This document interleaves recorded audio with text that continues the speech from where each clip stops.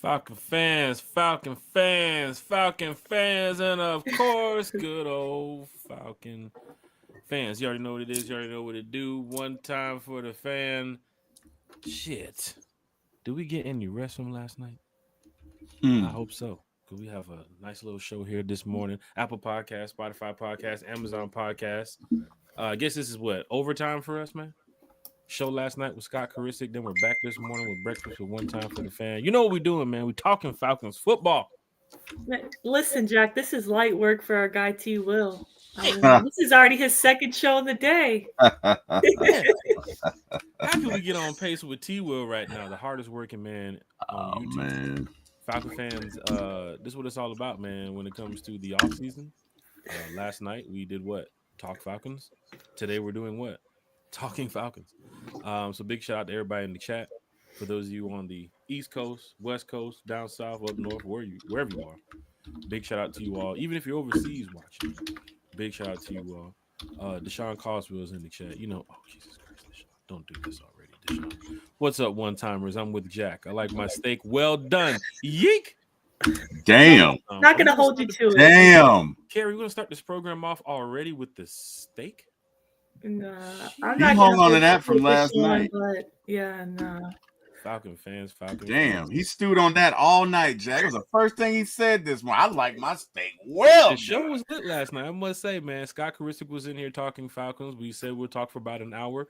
Almost went for 2, getting us ready for the draft show coming up, our live draft show, which is going to be pretty cool. But before we get to all this Falcons news and Falcons updates and Falcons football, let's find out how Miss Carrie is doing.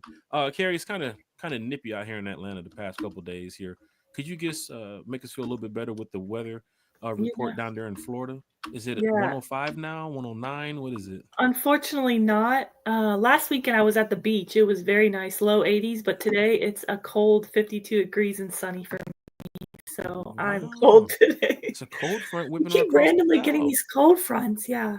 What? So no beach today. So I guess No. you'll be here talking Falcons football. So Yeah. big shout out to Miss Carrie, who was also on the show last night too, talking about our good friend Kirk Cousins. So I'm sure we're gonna go ahead and continue that conversation here in a matter of minutes. That guy to my, that guy name's T. Will. Hardest working man on YouTube, man. Former ATO Sports, one time for the fan. Please tell everybody what's going on with you, sir. And of course, let's talk about the show, man. How was everything with Debo Vibes? It's fun with Debo Vibes this morning. You know, I think it was fun. You know, my brother's a hard critic, so we were having a conversation. I won't share the wow. Jack, what just happened? Oh, you spotlighted me. Jack, Carrie, are you there? Yes, we're here. Oh, creepy, man. You scared me. I was like, shit, Jack dropped off. Man, I got to talk sports and makeup stuff. Okay. All right. Yeah, you scared me, man. No, I'm sorry, Jack. I wasn't used to that. Sorry about that. Yeah. So, no, it was a good show, man. Wow, I totally screwed the pooch on that one. No, we had fun, man. We talked Kirk Cousins. There was an interview with Kirk Cousins and Raheem this morning. We talked a little R&B and a few movies, and we talked about the moves that the Braves made and the everlasting, ongoing, never-ending game of chicken between the Falcons, Kirk Cousins, and the NFL, and it was great. And by the way, my brother said to tell you, stop ducking him. You know, well, which brother is that? He knows. So what? Which brother you talking about? I don't know. You know which brother I'm talking about, Jack. Don't do that. Don't do that, Jack. I'm talking about one BLB, aka Eric Parker, who, you know, you started the beef with last night. You know, you were like, Eric, don't forget to cut the yard as a parting shot. And then he dropped that little meme on you on Facebook, and he was ready for you this morning. Matter of fact, he changed his screen His image profile picture on YouTube. I'm waiting for him in the chat. Punching you in the face. Yeah, it was great, man. He changed his profile picture? Yeah, it was a picture of him of a fist punching you in the face, which I guess was symbolic for what he was going to do to you in the show this morning. And he said you ran, man. He said stop ducking him. Okay. He said, man, you know he's got the title belt, and if you want it, come get it. He said, because now, hey, you've entered into the Terror Dome, man. You're there. So stop ducking him. That's what he said. That ain't me. Take it back to old WWE times, man, or WWF. This is like, and you used to watch wrestling, right, Terry? I'm sure you know about some of the wrestlers from back in the day, right? Do you smell what the Rock is cooking? Like, we could go back to Dusty Rhodes. It's Dusty, baby. This is like Sting. This is like Sting versus Jeff Hardy, right? Nah, man. This is Hulk Hogan versus. You can't see me. This is Hulk Hogan versus. No, my bad. This is The Rock versus John Cena. Let me tell you something. This is The Rock versus John Cena. Your brother, man, is a good dude, man. I mean, we joke a lot here on One Time for the Fan. For those that's watching, seeing the picture, I'll even put the picture up here. Eric did a good job on this. He's like the king of memes. He is. So when it comes to like roasting and going back and forth, like Eric spends time on this. He has time for it. But this one right here, he took the cake. It's like an AI picture of me. I don't know what the hell. Jack. You are. I will give it to you, my friend. You're very bold because to me, Eric Parker is like the Kendrick Lamar of memes and man. Yeah, meme battle or I'm not beefing with Kendrick and I'm not beefing with Eric. I just know that. So wow, you're bold. Oh wow. Me and Eric talk shit all the time, but let me tell you something. Let's jump over here. Look, I had some memes for him too as well about when we played Auburn, and he knows about some of those memes too as well. So I already had those that I posted. So me and Eric have gone back and forth. But it's all fun and games. It's all love, man. That's like a brother to me too as well. Big shout out to Eric Parker. BLB.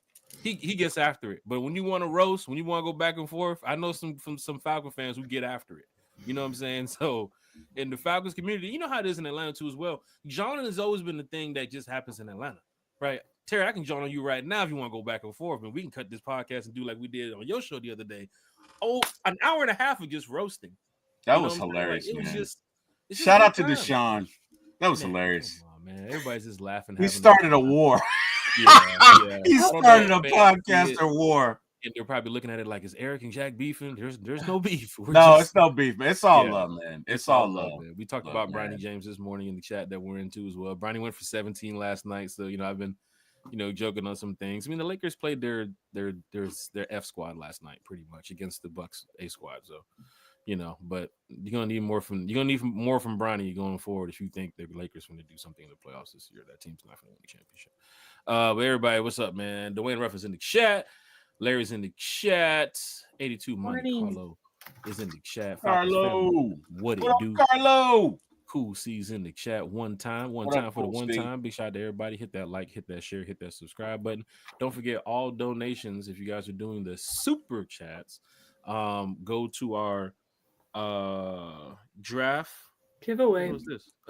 Our live draft show giveaway that we're going to do. We're going to be online pretty much live that night for like 2 hours, 3 hours. So I guess we'll just do a bunch of giveaways.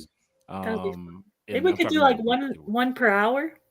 Shit, I do one every 30 minutes. Depends on how the show works. We got we got some donations. We got a lot of donations. Well, so we'll do it the same way as well. We'll put everybody's name in the random little wheel spinner looking shit that we did last time, and then we'll just hit the button. We'll select the winners, and then we'll do it live. Y'all want to go straight to the website, Fanatics? Hell, we'll order some shit right there from the Falcons straight to you. But, Carrie, Lisa has a message for you. I didn't mean to cut you off there, Jack. No, you're good, brother. Lisa says, well, I don't eat steak anymore. When I did, I was team well done. Why y'all hating on well done steak? Laugh out loud. Come on Carrie. now, Lisa Shepard. Carrie. It's all team well done. Carrie. Okay, I'll make an exception for Lisa because she's awesome and I like her. But I will say, I have to ask, is there a reason why you don't eat steak anymore? Is it because well done steak was just so terrible? Wow. Wow. Wow. I gotta give her a 10 for the dismount. Wow. I'm just saying. Okay. Well done steak for me is just too chewy. Like how you guys joke about the tires. Sometimes I cut into it, it's like medium rare, and it's like the steak's still dancing. You know what I'm saying? I don't need it to dance. Like simmer down. I just want to eat my steak. Rare, okay, I can see that because there's blood on your plate. But medium well, it's perfectly pink in the middle. Pause, and it is like butter cutting through that steak. I'm sorry, but I'm not trying to you have like medium rare folks who would put up the argument like that's the best steak. Like that steak is still dancing right now. Like I don't You know. can't do that.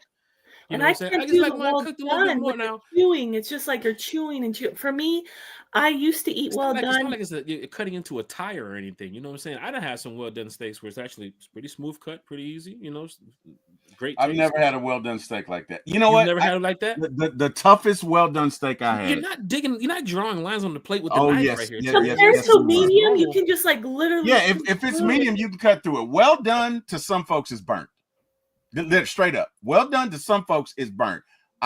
We were at Disney World, as a matter of fact. We went to Frontierland, and it took me an hour to eat a well done steak. Now, maybe that was to give you the experience of what it was to eat a steak back in 1832. I don't know. But the bottom line is it took me an hour to eat it. Like I was cutting it and chewing it and chewing it and chewing it and chewing it, and it never ended. And my jaw was sore. Pause. At the end of the evening. Pause again. Okay? So I'm just saying. Shit. Just saying. Have you guys ever ate something to where you chew it so long that you literally almost feel like you're gonna get sick, like from chewing so much? Like, oh Chicken man, that sandwich happened from to me. McDonald's. The last time I ate Yeah, McDonald's. just where you can't actually get it down. Yeah, no. No, I don't know. do I'm not hating on it, but for me, I was introduced. Like I said, when I was younger, I ate the well done, but then I was introduced to like a medium, really good cut of meat, like at a steak restaurant, and wow, the difference in the texture, just being like smooth like butter, being able to cut into it, and just the taste, the flavor, everything was just so much better. But Eric I'm Robinson. not hating. If you like well done steak, that's fine with me. I like to give Jack a hard time as well as Berto. Of course. Eric Robinson. Everybody else. There's a lot of people that eat well done. It's what we do, Gary. I'll eat medium well. Remember the other day I went to the restaurant. I was in the chat. I told you guys. Country said, "Hey, try it." I said, "I'll try it." It was good. I ain't got no problem with it. But I just prefer well done steak. Nothing wrong with it. I don't believe him, Carrie. He said that. He said that like he was Cobra Commander or something. Like it was good. I don't have a problem with it. I really don't. Like off camera, he's like, I want that steak well done. Okay? Eric Robinson, waking up and starting your day thinking about well done steak is diabolical. Right, I'm with you, and I'm also with Nicholas. He said medium rare, medium is the way. I personally like medium, but he said I don't want the cow still mooing, but I also don't want to eat a Goodyear tire. That joker dancing, man. That joker getting up and walking off the fucking plate, man. I'm telling you, man. You see the videos where they dip the damn chicken in the damn oil or the grease like that, and the chicken legs still moving. Legs still moving. Yeah, you see that shit. Man. That damn steak still moving. I'm telling you, man, that shit dancing. Damn. See, beef is Put okay that Bruno to Mars eat, on. not fully well done. Me, I'm weird about like I won't. I mean, I don't eat McDonald's anymore, but when I did, I would not eat like a fish fillet. I don't know why. I just get so creeped out by eating like seafood or even chicken from like a place that I don't trust the cooks, because you can't eat undercooked chicken. I mean, I guess fish you could really, but I don't know. I'm just nervous to get sick. So for me, I get a burger somewhere like that, because a burger, you're not going to get sick if it's rare, Yeah. So I got to be careful with salmon. Like to your point, Carrie, if salmon is not cooked well, it can really I've been to some places where I'm like, I'll never eat salmon there again. So I hear you on that. By the way, I'm sorry, Michael. He said we're out here eating cows raw like the Walking Dead. Hey, shit, for real? Wow. Okay. I want to get that. Yeah, Mike with the comment of the day. Mike is low key a savage. Mike is low key a savage. Oh man, I'm just gonna say Mike drops shots like that all the time, man. Mike is low key a savage. I'm just gonna say, Jack, we'll settle this when we have Chef Matt back on the show. He is an executive chef of Mercedes-Benz Stadium. To me, he's the one who will know, how a steak should be cooked. Point last night, Chef is going to pretty much roast me on the show. You think? I don't know. That well done is the best steak. I just want Chef to make a point about why well done steak would be, a fan favorite of everybody else. There's people that eat some weird, strange foods out there. Well done steak is not the strangest food in the world that people have eaten, right? But come on, Falcon fans, right? That's what I'm not judging. Medium well, medium rare. I see some people out here, they have different. Right, everybody's different. Yeah. In the chat, I'm not judging you. I'm just only judging Jack and Berto. I'm just saying. Some people like scrambled eggs with cheese. Some people like just regular scrambled eggs. You know what I'm saying? It's kind of different. Some people eat omelets. Some people eat fried eggs. Some people don't. I eat every kind of eggs. Yeah, it's just a little different. Now the price of eggs Do you now. not like eggs? Yeah, you know. Terry, you there? You good? Oh yeah, Terry's on the phone. Got a call. Yeah. I mean, I like eggs, but then again, I'm the least picky eater you'll ever meet. I'll eat anything. I'll try anything once, as far as food. So I'm probably the wrong person to ask. I will eat steak if that's all there is, but yeah. Well, we know who is eating steak right now, and that's Kirk Cousins. He's got a lot of money. Or Yuri. Or Yuri. Yuri's eating steak right now. Or Yuri too as well. Two people right now, 10:22 in the morning, probably eating steak. Yuri's eating steak right now. And loving it. We got to get to this. Eric Robinson's in the chat. Lisa Shepard's in the chat. Dexter's in the chat. Smooth C. Michael's in the chat. Nicholas is in the chat. LAJ, Falcon Commander. Chat is live. Chat is what? Chat is lit. Lit. You guys already know what it is, man, when it comes to One Time for the Fan. Falcon fans talking Falcons football on a Falcons Friday. One Time for the Fan, from the fan, for the fan. Look, y'all, we talked about Kirk Cousins last night, and we'll talk a little bit about it today. We still got to talk some more about, this roster the Falcons are trying to put together right here. You guys see there's still some moves still to be made. But for right now, I mean, with some of the moves that have been made, I see last night when we did our our grading process up to this point, a lot of people said B-, a lot of people said C's. Didn't see no A's in the chat. A lot of people was upset also about the Grady Jarrett situation too as well. But at the end of the day, we have to build a 53 to go compete. But I think some of these moves they made kind of fills the positions they need, right? Some will say, oh, that's a depth piece. Maybe. Could be a starter, right? With the way that this team is getting ready to play out. But we'll talk about that here shortly. Let's talk about some Kirk Cousins, man. So, Terry, let's get to it when it comes to Kirk Cousins. And then, Kerry, you can follow up. Last night, we talked about, the Falcons, reaching that point. What was it, Monday, where they decided to pay Kirk Cousins, the extra $10 million for next year, that we talked about, too, as well. But he's still going to be here on this roster. And we did go over everything that's happened in the offseason with Kirk, speaking during the Super Bowl about the shoulder being injured, and of course, with some of the journalists reporting that why did the Falcons cover this up? Pretty much D-led. I mean, D-led tweeted it. But not speaking to Raheem, not speaking to Terry, and they're going straight to Art the Blank for that meeting where he spoke about being traded to a team where he wants to be a starter. Then the offseason really got underway with the free agency. And you started seeing quarterbacks play out the different teams. And we started putting together where Kirk could end up. Now you're in a position on March 21st where there's probably only 2 teams available where Kirk could end up, maybe 3. And good to Scott's point last night, he did point out the Tennessee Titans would be a team. But do the Titans want to take a move and go after a Kirk Cousins? Would Cleveland be a team to go after Kirk Cousins? Would the Steelers be a team to go after Kirk Cousins? When the Seahawks traded Geno, I first said, there it is. Get on the phone and call the Seahawks. And then they signed Sam Darnold. So, shit, this is getting tough. They look at the Vikings. Maybe the Vikings is the team that want to do it. But do the Viking fans want Kirk Cousins back in Minnesota? Fans are kind of putting that opinion out there. At this point, we're just trying to find anybody. Don't even say the Toronto Argonauts. They will probably call the Falcons tomorrow. But Toronto's not going to pick Kirk Cousins up. So, Falcon fans, we got to talk, man. Where could Kirk Cousins end up? There's a fan that pointed out something last night, too, as well, when the show ended, when I talked to him on the phone. What if something happens with Penix this year and Kirk Cousins has to come in there and save your season? Hey, Jack, Cool C says, speak up. Oh, so speak up? Okay. Turn up. Put your pinky fingers to the moon. What y'all trying to do? I didn't know if he was joking or he's serious. This is my hangover voice. I don't know. I don't know if Cool C was here for that show. Oh, okay. When Jack's mic went nuclear, and Eric just went stupid.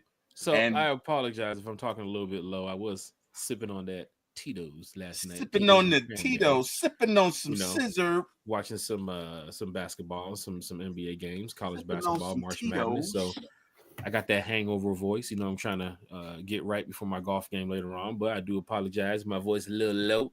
But yeah, I got your Falcon fans. You got your late night with the love doctor voice. Sheesh. Oh, wow. This is Mr. Jack Spade and the Love Hour. we're gonna talk a little Falcons here. We're gonna talk about defensive coordinator Jeff Wilson. What the Falcons can do, they can go ahead and make it to the The playoffs. quiet storm. Come on, The back, quiet guys. storm. It's the Commercial quiet break. It storm. was Jack Spade at 3 a.m. Yeah, so it's the love doctor in the house. it's a love doctor in the house. Hey. Falcon fans, your thoughts on Kirk? Terry, your thoughts on Kirk? Carrie, your thoughts on Kirk? Where Go is ahead. this going to play out? You will. Are we looking at a week 5, week 6? The man is on the sideline. I did mention you really probably wouldn't want Kirk running out there for training camp with all those fans who can get $5 tickets to go to Flowery Branch and say whatever they want on that hill when we're supposed to be dealing with Michael Penix, right? That's the focus here. It's Michael Penix. We're still on the Penix hype train going forward. Carries on BPE, whatever the ladies, they're on that type of. I don't know. For whatever reason, it didn't let me add the BPE underneath my name today. Like it didn't ask me underneath. So yeah, those there. Yeah, that's been blocked from StreamYard apparently. Don't But know what's going on there. I'd love for T-Will to go first and just give like a brief synopsis on his current feelings of Kirk Cousins and what he thinks is going to happen, or his whole vibe on the situation. And I'd love to follow up with that. Oh boy, Carrie's setting me up. That's what it is. She set me up. I just want to go second because I've been hearing you on the shows, with Mark Cheney and Debo Wise talking about Kirk Cousins, and I would love for you to go first because you're passionate about the subject. Hold on, Terry. Before you start, let me set the mood. Hold on. Here you go. What? Oh no! You should have a picture of LL Cool J. Mama said, "Knock you out." Come on, man. No. So look it. I'm not going to be long-winded. At the end of the day, Kirk disrespected the entire team. The way that he has gone about trying to get what he wants, and I don't mind him. I'm not mad with him wanting to be somewhere else. That's human. Look. I feel like I can start. I don't have an issue. It's the way he's gone about it. Number one, it's the way he's gone about it. Now, you could argue, well, the Falcons were not honest with you in the beginning. Dude, we gave you $100 million guaranteed. Okay? But honest or not, we gave you $100 million guaranteed. You took it. And if you'd have played well, we're not here. If you'd have been honest, we're not here. Okay? Because I fully believe, and maybe I'm naive, but if Kirk says, hey, I'm injured, and Michael Penix comes in and he's great, let's say he does that 3 games before we did it this time. Maybe there's still a chance where he could come back. And if not, I think the Falcons themselves would be more amicable. But the way Kirk has gone about this has been disingenuous, dishonest, and just in bad faith. And to that end, I've got to commend Arthur Blank, and I've got to commend Terry Fontenot, because it is not easy when the wolves are about you. It is not easy when all the voices around you are saying, get rid of him, do this, do that, do this. And the one voice in your head is telling you to stand still, stand down, stay true to your convictions, and do what you got to do. And the best way that I can sum this up and say how I feel about this situation is Terry F. Fontenot and Raheem having a conversation about what they should do with Kirk Cousins. You might recognize this one. You got to get the ground beneath your feet, partner. Shit. Get the wind behind your back and go out in a blaze if you got to. Otherwise, you ain't shit. You trying to tell me I ain't shit? I tell your mama you ain't shit. You might as well be dead your damn self. Look it. Sometimes you got to lock in, get ready, drive at them, and not break your path. This is a full-fledged game of chicken between Kirk Cousins, the Falcons, and the NFL. And who's going to win? I don't know, but I'm excited about it, baby. I can't look away. I watch this shit 24/7. Matter of fact, I'm going to watch it when we get off this show. Falcon fans, hit that like, share, and subscribe button. What's bugging T Will? Carrie, you're next. Wow, how am I supposed to follow that up? T Will has been like this. Honestly, he said some of the things he said before, where that's T Will. He's sticking to it. He's standing on business when it comes to Kirk Cousins. I can't lie, man. T Will, you're stating the facts there, man. You know, but you have him on your roster at this point, Carrie. Not too many teams available right now. Unfortunately, yes. I mean, not too many teams available right now that can, take Kirk Cousins as a starter. He did mention to Arthur Blank, we put the report up last night. I'll pull it back up. He did want to go to a team where he could be a starter.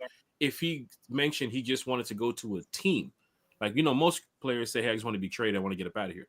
When you mention being a starter at his condition, his age, there are some teams, I think, that will call Kirk during the season, like Nicholas mentioned, if a player goes down. Yes. But there are some fans that's going to go into that season with just that negative thought of, bro, they're going to bash Kirk Cousins every minute they get. You saw that Desmond Ridder treatment that he was getting? It's going to be way worse for Kirk Cousins going forward, because now things that were supposed to happen in-house has now reached out to the national media, right? I mean, he's mentioned that he was injured. He played through the injury. A lot of fans pointed out that he didn't want to get benched for a rookie. It's just simple. It's Kirk Cousins. But where we are now, fans want him off this team, right? I know there's some people that are saying, hey, he's still a decent backup. But where is Kurt Hart when it comes to playing football for Atlanta? He went to Arthur Blank, right? He had the meeting away from Terry and Raheem. He wants to go to a different team. So just imagine, and we hope this does not happen. Please, Lord, don't make it happen. But if something does happen with Michael Penix and Kirk has to come in, his heart is not here in Atlanta. Does he want to play football? Yeah, but is that going to drive him to go out here and win games knowing that what happened all offseason and what's going on? Plus the fans, they're out throughout the whole time. And I'm sure this is the offseason. He sees what's going on with social media. Nobody's in support of what he's doing right now, really. I mean, there's probably a couple people that's like, yeah, well, he was injured. Nah, man, this man got paid $100 million, came over here, got injured, didn't want Michael Penix to play, cost us pretty much the whole entire season right there at that point. Then went in the offseason and then told the national media on Super Bowl Sunday that he was injured, and he tried to hide it pretty much. Turn state's evidence. Goes to Arthur Blank and tells him he wants to be traded. Doesn't talk to Terry, doesn't talk to Raheem. I mean, come on, Falcon fans. You got to move on from this. But what team is going to take Kirk Cousins? We looked at it, too, as well. Cowboys probably wouldn't do it. Chargers ain't going to do it. Rams ain't going to do it. Jack, to be honest, I think there's only 4 teams right now who don't know who their starting quarterback is in 2025 season. So, and I think you already mentioned them. That's the Titans, who have the 1st overall, Browns, who have 2nd overall, Giants, 3rd overall, and then there's the Steelers. So those are the only options right now. And, of course, with Aaron Rodgers out there, maybe the Vikings come into play for Aaron Rodgers. I think that kind of helps us out. They already said they're out on him. They said they're out on Aaron Rodgers? Yes.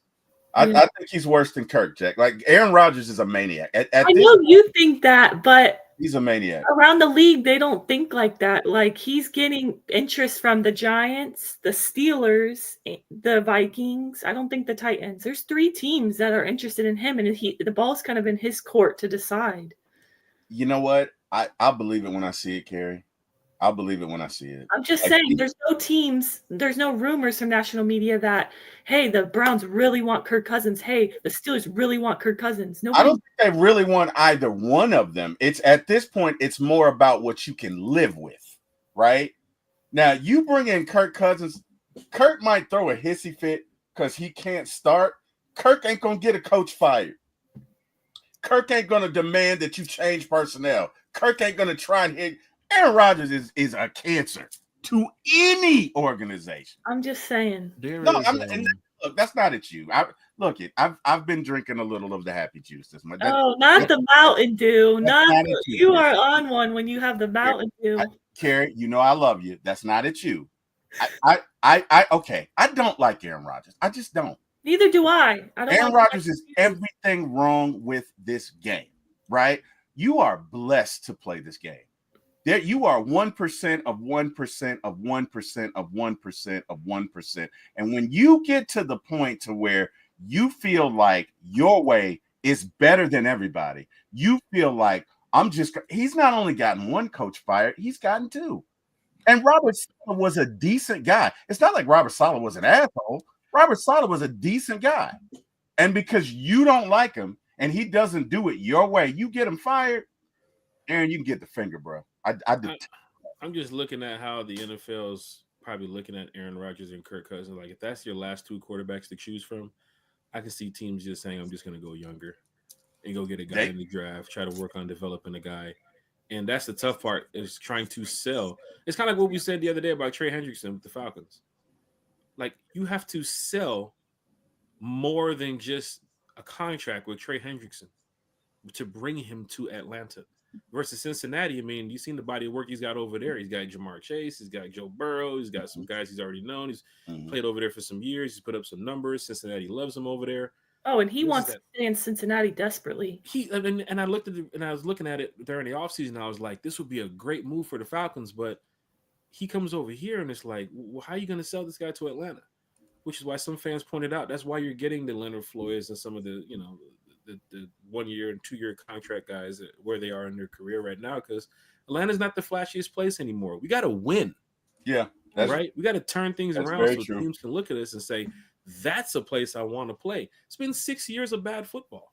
Oh, man. Nobody's coming over here to say that. I mean, honestly, I'm 8 years, right? Bro, I'm going to tell you the truth.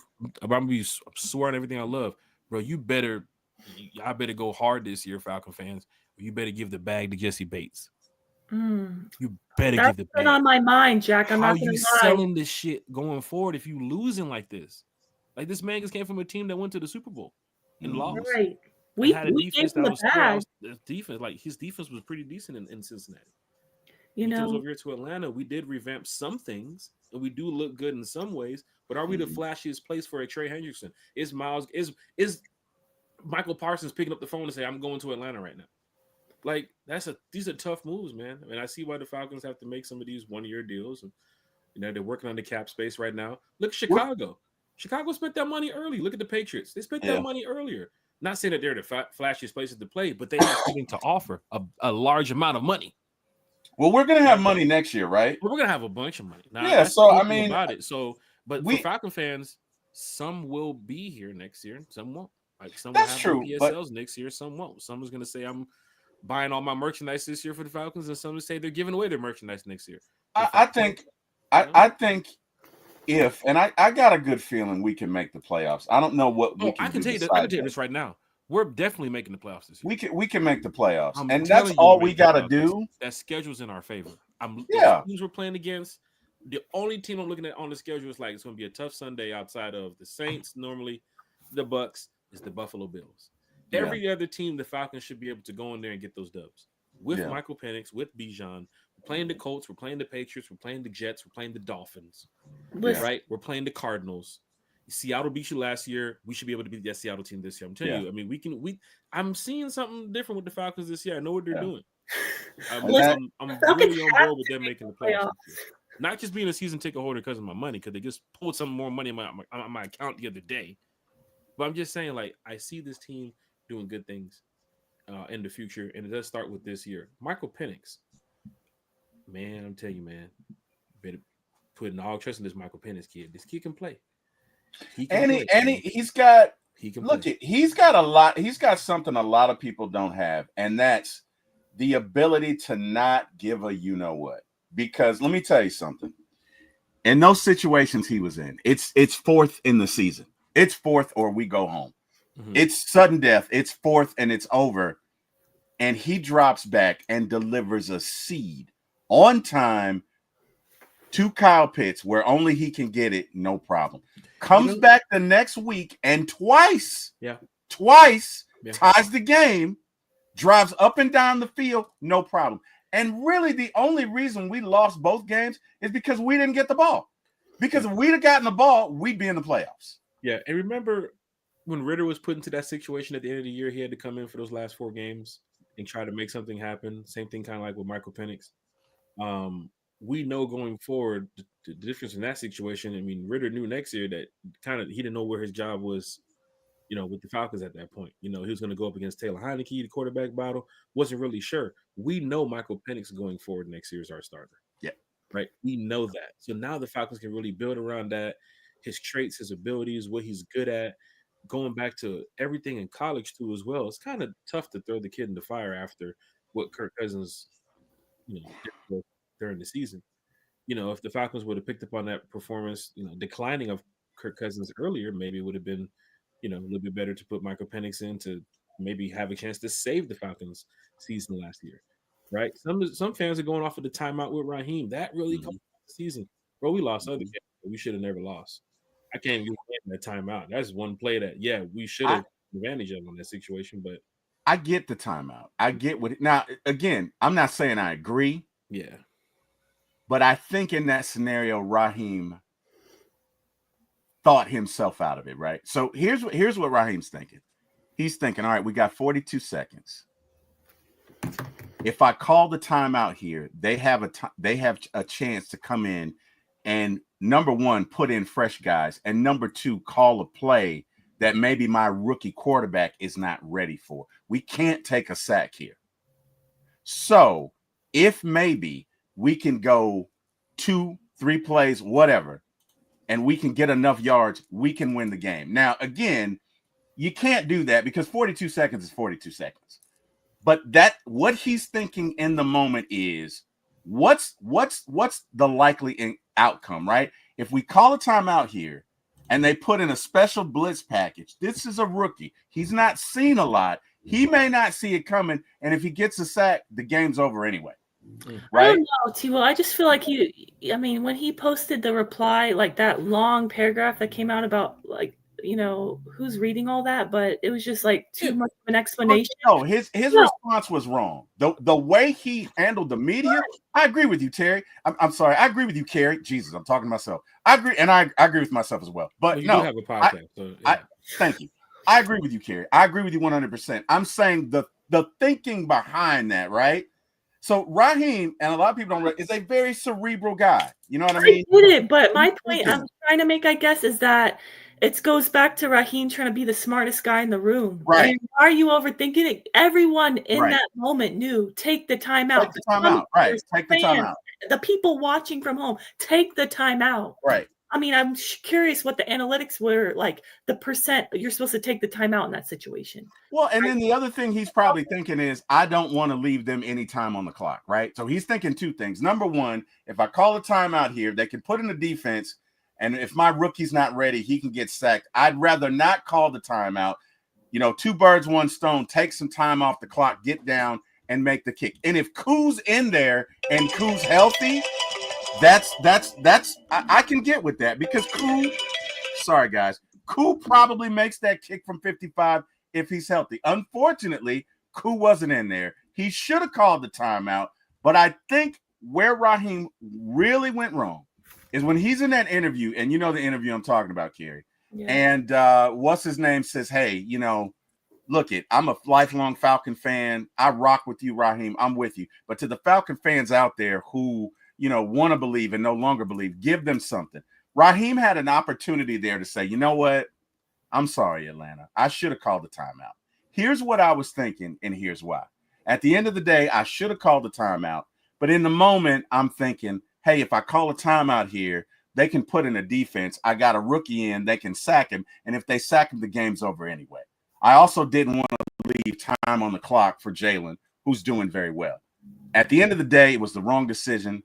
I apologize, blah, blah, blah. If he'd have done that, I think most Falcon fans would have loved him. Instead, he doubled down on I'm the smartest guy in the room, and was like, oh, you're just being negative. Oh, you need to get beyond that. And it pissed people off. It pissed me off. And not just that, T-Will, real quick to T-Will's point, like he doesn't even have to say I made a mistake, because maybe he truly to this day doesn't feel like he made a mistake. Maybe he thinks he still made the right call with not taking that time out. So if that's what you feel, that's fine. But you don't have to apologize if you don't feel like you did make a mistake. My point is that at least don't, for lack of a better term, like put your middle finger up to the fans in that interview. Agreed. Say like, hey, like, I'm trying my best to get this team back to winning. Like, we're going to do whatever we can to get back. He could have just, I don't know. I feel like he gave basically the worst Humility. Good, really. I know Humility goes a long way. Like, who was that? Dan Campbell. After the Lions lost, that just, I mean, he cried. I mean, and it wasn't disingenuous. Like, the man really wants to win. Look, I could get behind Dan Campbell, and not that I don't love Ra. I do. I like Coach Ra. I like him a lot. God damn it, I love Coach Ra. Okay, whatever. Arrogance and all, I love him. I think he can be better, but he needs to be more humble. You gotta know, Raheem. Sometimes you just need to shut up and take it. Especially leadership, especially in a leadership role. Like, when you have people under you, I mean, not in regards to just fans, but even your players. If you want them to rally around you and play their best, do their best, doesn't matter that they're a million, professionals that get paid millions. If you want them to play hard for you, they have to believe in you. And so you can't talk down to people like that and expect that they're going to rally around you. Sometimes in a position of leadership, you have to tell people what they want to hear. You know what I mean? Like, you have to kind of have a filter.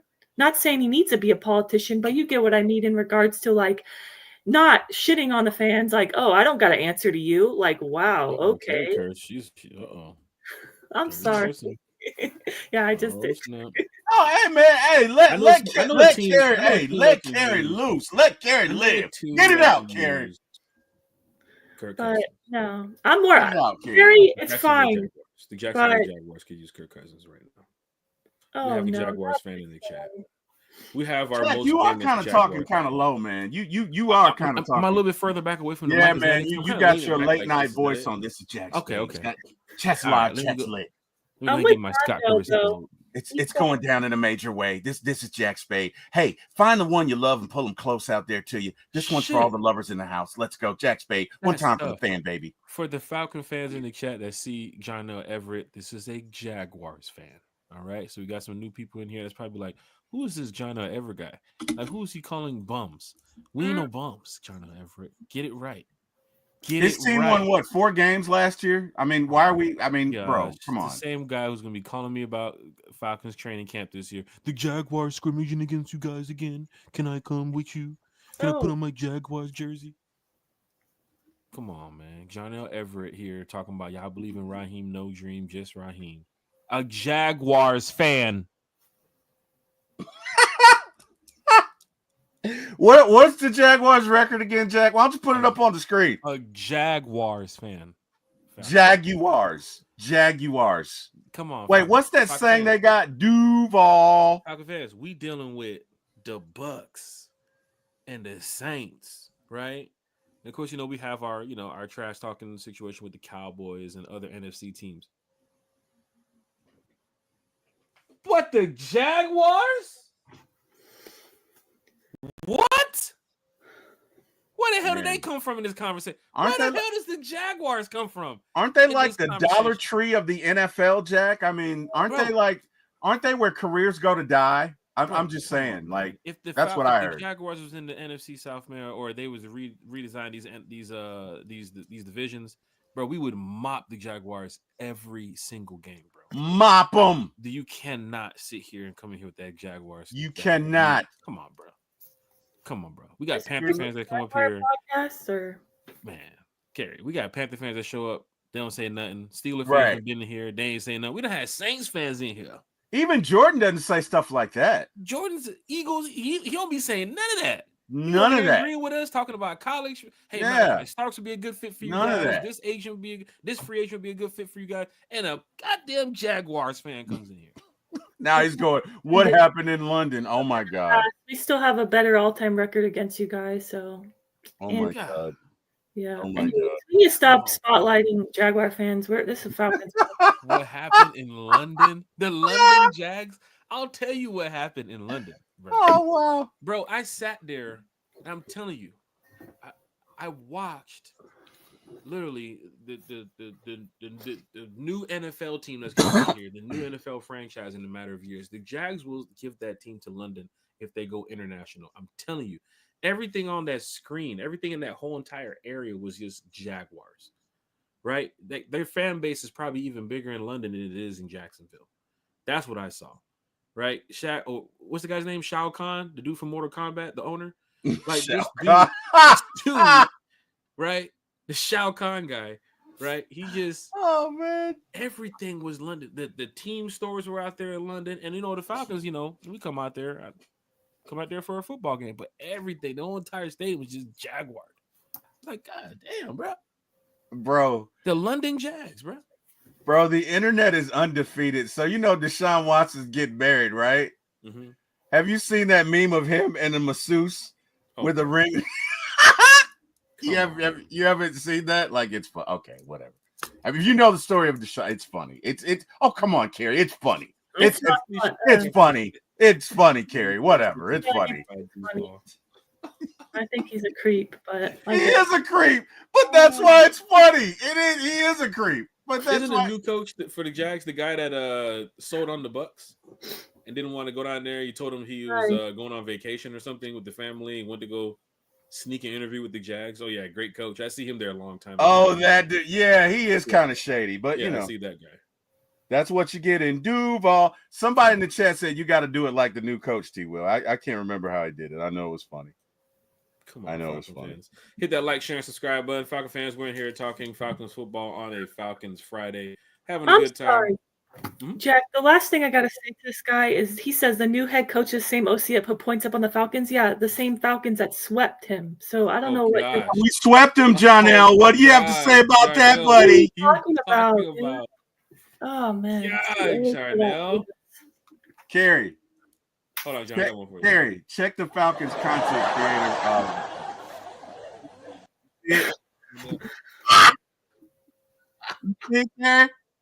Oh, wow. Oh, it's funny. Whatever. It's funny. I guess he will.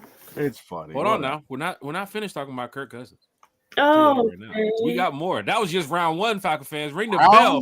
We got round two because Kirk Cousins is going to be featured on the next season of Netflix special Quarter. Oh, wow. What could get better than finding out what really happened behind the scenes is watching it.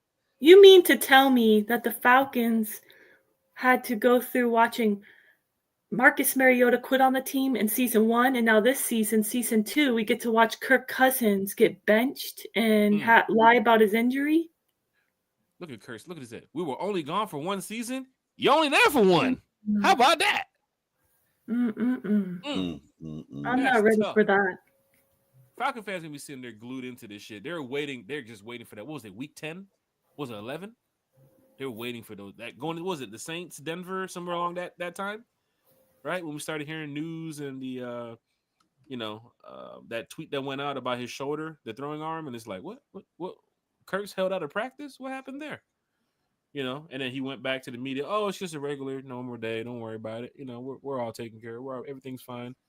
And then you saw the performance from Kirk Cousins the rest of the way. Falcon fans, hit that like, share, and subscribe button.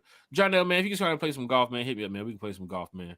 You know what I'm saying? But you ain't here with these Falcon fans. They're gonna get on you, man. You know about Atlanta, Jarnell. Come on now. Atlanta raised you, Jarnell. Nicholas is in the chat. Sure, Kay will be back here in just a second. Nicholas says, you're talking about Jimmy Lake's defense that had Matthew Judon's 300 in coverage. Foolish. Not the last game of the season. Come on, man. Even still with Jimmy Lake's defense against the Panthers, that was ugly. But that, just seeing Judon's performance this year, man. I don't know if I even want him back in Atlanta next year. The NFL needs the Jags to win because they're going to move the team there. Y'all about to lose your franchise. That is pretty much true. That is clerical error. Carrie, Terry, Kirk Cousins, quarterback season 2. You guys watching? I know T. Will's watching. He's going to enjoy every minute of it. Carrie, you act like I have an appetite for destruction. You have an appetite for the drama that is Kirk Cousins. Honestly, I've learned that about you. You just love it. You eat it all up. And me, I am so over that dude. I am probably going to be fast forwarding to just watch Joe Burrow's parts because I'm a big fan of him. So I'll probably pass through because I think, honestly, What, like, I think Lisa said in the chat, like, I'm so over him. Why do I want to rewatch that? It's going to show us him swag surfing. It's going to show him, us on the highest of I highs. just don't want to see me on there. I'm gonna be so mad if I'm on there. And just as a fan, like in certain areas where I'm like, oh my god. Yeah, and I feel like the show is all about quarterbacks, right? So they're going to paint him as a good guy, in my opinion, probably. But they have moments where Kurt was with the fans, and that's where the swag surfing one was one, because he will walk to the tunnel, he'll swag surf over there, home games, away games too as well. And those were areas that we were at. You know what I'm saying? I mean, this is a really diehard fan base. I want to say that the Falcons fan base is extremely passionate about this team. Right. So big shout out to all the fans who believe in this team. We're gonna get back on track, and I want all the fans to know that. I think it's gonna happen this year too as well. Last year, I mean, we talked about what we could have done and the expectations, but it didn't happen. But this year, I keep talking about that schedule too, and some of these teams we play, man, like they're not even getting better. A lot of these teams that we're playing is not getting better. Which I do think the Falcons can go out there and get some easy dubs. We have some superstars, some gems on our team, man. Bijan Robinson, Drake London, Michael Penix, Chris Lindstrom, right? Jake Matthews, even AJ Terrell, Jesse Bates. Man, we got some guys that's locked in over here. So I do think that teams would be definitely fearing the Falcons this year. Lisa Shepard said it was week 10 when he got hurt versus the A's. Then the 4-game losers could happen. Yep. Right. That's why I'm hoping this show stops recording after week 9, personally. But when we were 6-3, but I have a feeling it's not. Hopefully, it ends with in the Falcons portion. It ends with Michael Penix, being our starter, and ends on a high note and says peace out to Kirk Cousins, because. I mean, if Kirk Cousins is a part of this quarterback Netflix going forward next year, then I'm sure they're going to try to follow Kirk going forward this offseason too. That's what I want to see next year on quarterbacks if Kirk Cousins is there. This is the same group of quarterbacks that was on the first season, right? No. I don't think so, no. Burrow was not, and neither was, I don't know. I think they literally brought Kirk back because it's good drama, good TV. Yeah, and somebody mentioned it in the chat. Netflix knows this is good drama. I mean, they can easily sell. What? Jack is going to sell this show? Are you serious? He probably, the drama. Jack, let me ask you a question, and I'll throw it out to you and Carrie. Is chaos something to be feared? Is chaos something to be feared? Is chaos something to be feared? At times, yes. I would say yes. Depends on the situation here, but yes. Carrie, is chaos something to be feared? It depends. I mean, what do you mean in regards to chaos? As a person or just in general? I mean, look, life comes at you, right? You could wake up tomorrow and have 15 different situations come at you, and you have to handle them because that's life. That's our current situation with Kirk Cousins. We are in the midst of a transition to a new quarterback. Our existing quarterback is losing his freaking mind because he wants his way, and we have to manage this crisis. We didn't ask for it, but it is what it is, and we're here now. And the best thing that we can do is to drive this thing going forward. So in the movie Crimson Tide, Gene Hackman runs a drill while there's a fire going on. He and Denzel get into it. Denzel says, I wouldn't have done that while one of the cooks had a heart attack. Rest in peace. Gene Hackman says, well, I think that's the best time to run a drill, because guess what? Chaos, things happen in war. Things happen, when you run a drill, everything isn't just going to go perfect. That's how life is, right? So I bring up chaos to say that, yes, right now it's unpleasant, but we still got a franchise to run. Right now it's unpleasant, but we still got playoffs to go after. Right now it's unpleasant, but we still got a team to build. And guess what? You got to push through it, right? We all push through. Hey, look it. Life happens. Yeah. Okay? That's all I'm saying. But part of it is like, this is their doing, and they have to get through it because they created this chaos. They did. Now, for Raymond Collins, for Lisa Shepard, for Quentin Lavender, Dwayne Ruffin, Pam Johnson, Nathan Floyd, for the Falcon fans here in the chat, we're a part of this too. But I know Falcon fans that don't really, play into all this noise of the stats and what they're doing in the off season. They just want to go out there and see the game. So there are some fans that's just like, oh, well, the Falcons, whatever they do with Kirk Cousins, it's whatever. I'm still a fan of the team. But for us, we're heavily invested, not only because of the podcast and because we travel with the team and we have season tickets and like we're really invested. So yes, for me, I'm a part of this chaos too as well. We have to sit here every single day and wonder what the Falcons are doing behind the scenes with Kirk, if he's going to be with this team, if he's not going to be with this team. I'm telling you, those moments when you wake up, Lisa Shepard said it. I'll go back and find the comment. When you go to Flowery Branch in a couple of weeks for training camp, I'm a part of that chaos on that hill when all them fans out there ranting and raving about who's out there on the field. And I'm sitting over there like, damn, people got a lot to say today. That's our fan base now. I'm a part of it. But there's some people that's not going to go to Flowery Branch. They don't give a shit what's being said on the hill. They're just going to be in their seats on Sunday. So some people's involved, some people's invested. But for us, we are heavily invested. We're talking about Kirk Cousins on Netflix in March on a Friday. Like, you know what I'm saying? Like, things are happening at Flowery Branch right now. I'm sure Terry and them is trying to get some deals done and work out the cap space situation. But, bro, we're literally talking about Kirk Cousins on Netflix. The good news is, Jack, I don't think this series, season 2 of quarterback, doesn't come out till July. I in my heart of hearts, I don't believe Kirk Cousins will be on the Falcons roster when this airs, but that's just me. I know T-Will probably thinks he's going to be a Falcon next season, but for me, I don't think.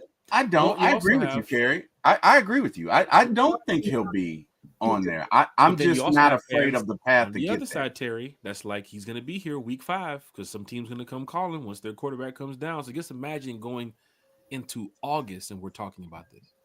I don't think and we're talking about this. I mean, look at bro. If we are. Look, some of the best circumstances, right, have come out of. I'm so getting on Kerry's nerves right now. What if he gets in the game week 4? What if he gets in the game week 4 and throws up 300 yards and some of the best circumstances has come from chaos, right? If there was no Wally Pipp, you probably wouldn't have a Lou Gehrig. Lou Gehrig is probably one of the greatest Yankees ever. Wally Pipp got hurt and Lou Gehrig comes in. Look it. You guys are looking at this thing one way. If not for Kirk Cousins, we probably don't have Michael Penix. So for all of you, I still don't believe that. I believe it. I believe it. I still think it's insane to spend $100 million guaranteed on a quarterback who's 36 years old as a cop out, a disguise that you're going to draft a quarterback. I don't think it was a disguise. Insanity, but if you don't think he's going to be there at 8, you trade draft picks and move up like you keep saying people are going to jump us. That's my opinion. I think it's insanity to give $100 million. The if situation, Kerry, is if Penix would have been gone, then who the pick would have been? Thank you. Right? That's why I'm sitting there like, if Penix would have been gone. Penix would have been gone. Then what would the pick by who? Well, I mean, let's just say the Falcons would have. Let's say the Giants would have accepted a trade from the Saints or somebody, or the Raiders or the Vikings. Would we have JJ McCarthy in the building? Like, would he have been the quarterback? Yeah. Like, my thing is like, was the Falcons going into that day, draft day, saying we are walking out of here in the first round with a quarterback because of Kirk Cousins? That's what I'm kind of thinking. Like, what's the if situation? Like, Penix was there, and it was like they wasn't passing on Penix. Right. That's what I think it is. There, who was the pick? That's what I think it is, Jack. I think it was more they signed Kirk Cousins because he was the best free agent out there, right? And they had conversations and they said, look, if Penix is there, we'll take him. They didn't trade up, right? I don't think they signed Kirk Cousins as a prelude to get Michael Penix.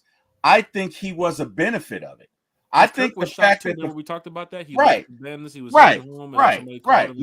Nobody in the NFL, nobody in the NFL would believe that the Falcons would pay him this money and then draft his replacement immediately. And I think that helped us out. But did that full circle come back to kind of, I mean, right now it kind of came back to kick the Falcons because maybe Kirk drove home that day and said, these jokers just. Right. No, he did. He 100% did because that's exactly why. So at the end of the season now, Kerry, play with me now, Kerry. Come on, we playing football now, Kerry. At the end of the season now, Kirk gets injured. They put Penix in, and now here's the debacle that we're dealing with. Here's the chaos that we're dealing with. Kurt remembers that moment when he was driving home, and they said, "They just selected Michael Penix." I believe it. I you're 100% right. Do they believe in me? You know what I'm saying? Right. Like this I is would not the feel like Jordan Love, that. Aaron Rodgers I'm type of sure thing. you It's guys would feel like that too. yeah, I would. I mean, honestly, I, if you just gave me a position at this job and I'm just operations manager, I'm whatever, you just give me this promotion and you just go hire this young guy. I'm like, what the what the hell's happening here? let's be real, right? Let's be real. Okay, Kirk's going to get $100 million either way. Okay, I know you want to start, but let's pump the brakes a little bit. You're 37, Kirk. You'll be 37 this year. You're 36. You're coming off an Achilles. You did get injured, right? Pump your brakes a little bit, because I think the plan was for Kirk to play 2 years. If we win a Super Bowl, fine. I think the plan was for Kirk to play 2 years. Yeah. He get the $100 million.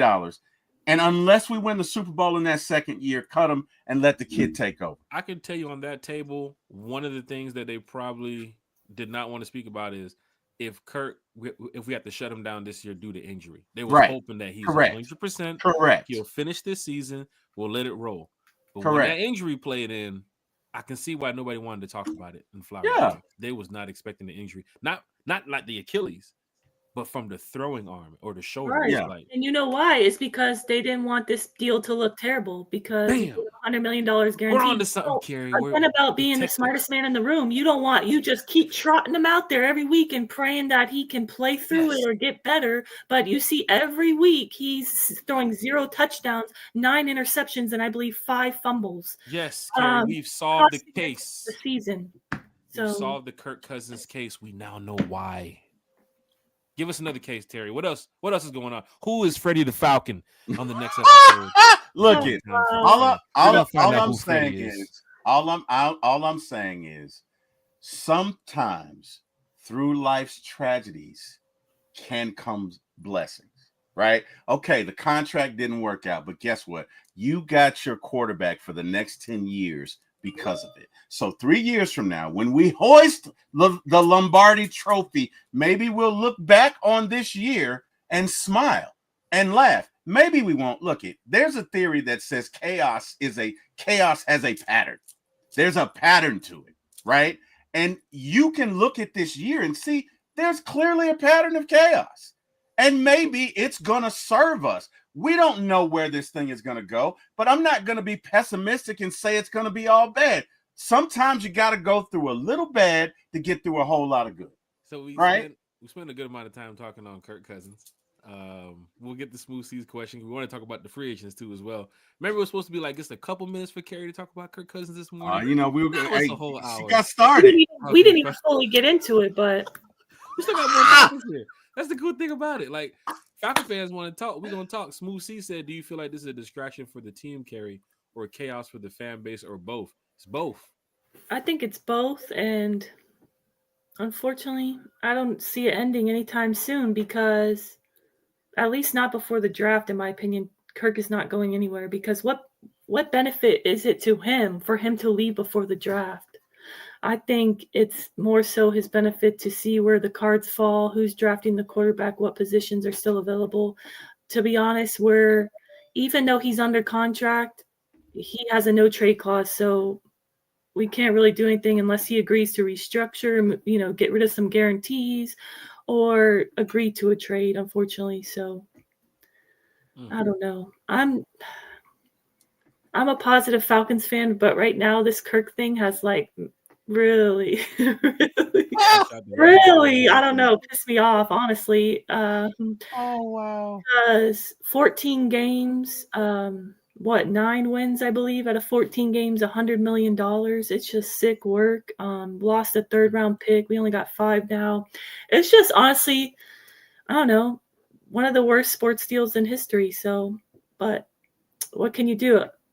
The good news is we have our quarterback of the future, and anytime you have your quarterback, there's hope, so I am happy about that. But for me, I don't see a world where I know that's a possibility. Kirk stays on the roster and we wait till a quarterback goes down, or hope, not that we hope anybody gets injured, but it would be a hope that would happen for somebody to come, desperate to take him on, trade for him. But you don't know that's going to happen. And I don't know. I just feel like there's 4 open starter positions. He wants to be a starter. There's 4 positions open right now.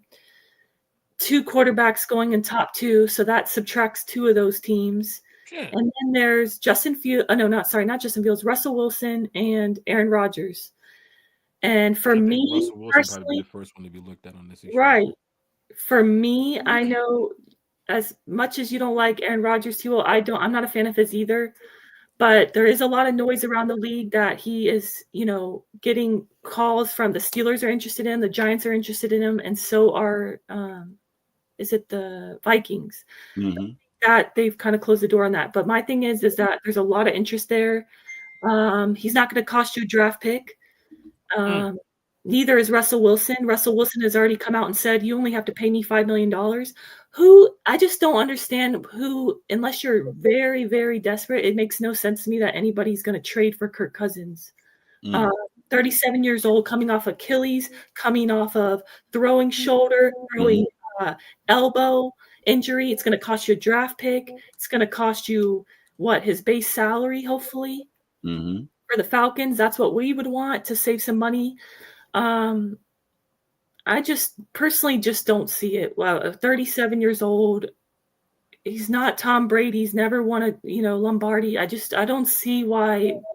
If you take your Falcons goggles off from an outsider perspective, why would you, as a GM, why would you think let me trade draft capital and pay this man?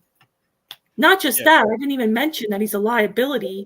I mean, he's shown he's a liability for Falcons. Like he does everything that the Falcons are not about, and that's speaking out against the team. We saw what he did the week of the Super Bowl. We saw the reports that he went above, the GM and the head coach and went right straight to the owner. I mean, it's just bad looks. You don't want somebody like how you talk about Aaron Rodgers being a cancer. That's cancer behavior. Agreed. So I just don't. For me, I don't see how any GM would, be all about getting Kirk Cousins. I mean, I hope and pray because I don't think it's good for Michael Penix Jr. for Kirk Cousins to be in the locker room next season. That's my personal opinion. And for Russell Wilson, we was mentioning that he is still available too as well. So if a team is looking at veteran quarterbacks, and you got Aaron Rodgers, Kirk Cousins, Russell Wilson. If I'm a GM, I'm probably gonna pick up the phone and call Russell Wilson first, just to see what the situation is on that. I think Russell Wilson's contract, was it less than 10 million or something like that? He was playing for. So. I think he came out and said that he would only. I think I read this morning that he only wants $5 million. But you could sign a bridge quarterback vet minimum is like $1 million something. So it would be crazy if the Vikings go after a guy like Russell Wilson. They end up getting him, and the Steelers say, you know what? Let's just go out there and get Aaron Rodgers. And the Giants say, you know what? We're not going to take Kirk Cousins. We'll go in the draft and we'll get a guy. You kind of stuck with Kirk. You know what I'm saying? What team is going to go after Kirk? I think we're setting up for Falcon fans. You know how we're kind of petty too. I think we're setting up for whatever team takes Kirk, we're going to laugh at. We're going to say, look at you. You took Kirk from us. You accepted the trade. Why do you say that, Jack? Because Vikings fans, there's a big Vikings account that follows me on Twitter, and when I posted something about Kirk, basically who wants him, they literally quote tweeted me, and they're all clowning me, saying, "We tried to warn you, Falcons fans." And hey, it came back and bit us, man. I was actually in Minnesota for that game, and I was trying to get Vikings fans pumped up about Kirk Cousins, and they looked at me like, "You just don't know, do you?" We started watching the game. Of course, you know what happened at that game. It was 21-21 at that point too, as well. I was in the fourth quarter talking hella shit. I was on the Viking side. I done moved around to the other side because in the Viking stadium they don't really check tickets like that. So I walked around to the other side, to the home side, and my friend called me over there. He's like, "Yeah, I got another seat for you." Sat down there in the player family area. I'm talking hella shit. We just scored 21-21, talking hella shit. Then I look up and the Vikings scored. Then they scored again. Then they scored again. I think they just scored again, matter of fact. What is it, March 21st? Yeah, they just scored again. Falcon fans, hit that like, share, and subscribe button. We're here talking Falcons football this morning. Talked a lot about Kirk Cousins, but I don't think we should have. We got to talk about some more things, some real cool things. Falcons did make some, free agent moves recently, helping to start building back this roster that, Falcon fans so love to see. But some of the moves that we made, Falcon fans have questions. So, Terry, Carrie, just your thoughts on some of these players. Some people say that these are depth chart guys. They're going to be there fighting for a job come camp. Some of these guys, if you look at it, they're going to be in there playing like week one. right? They're part of the 53. I think the recent signing for Jamal Agnew, that is your kick returner at this point, right? This kid right here, you heard Scott Karisic last night, and big shout out to Scott Karisic for taking the time to join us for Shout out to Scott. about Hey, an hour and some Scott. change. Jamal Agnew, go look at his stats as a kick returner too, as well in special teams. He's decent, right? He's no slouch to the kick return special teams game, right? So this is a guy, even with the new rules, we hope can get after it, and we want all these players 100%. When we speak about this, 100%, we know how players get banged up and they got to take a game or a play two off, but 100%, Jamal Agnew. The over under last night on him scoring a special teams touchdown, we took the over. We think Jamal can score on special teams this year. He's done it before multiple times.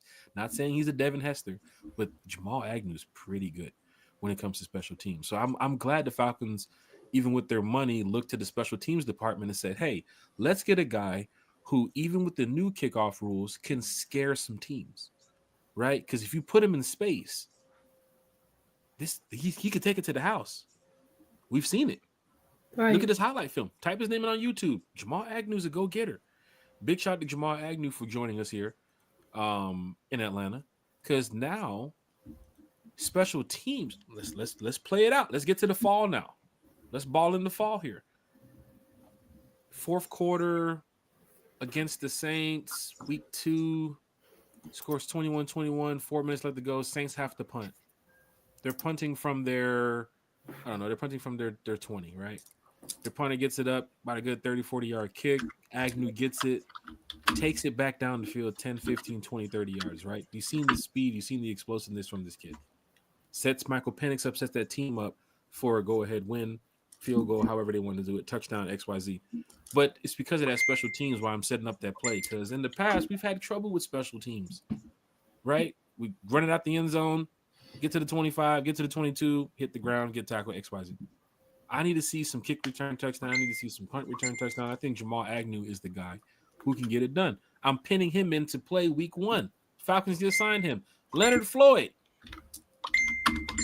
You've seen the body of work from Leonard Floyd. He's not just a depth guy. Even with Trice coming back from injury, he's not just a depth guy. Look at the young guys they have on the line. Zach Harrison, right? I think he's less than 5 years in the league. Baruch Aurora, he's going into his second year. Brandon Dorless going into his second year. Trice going into his second year.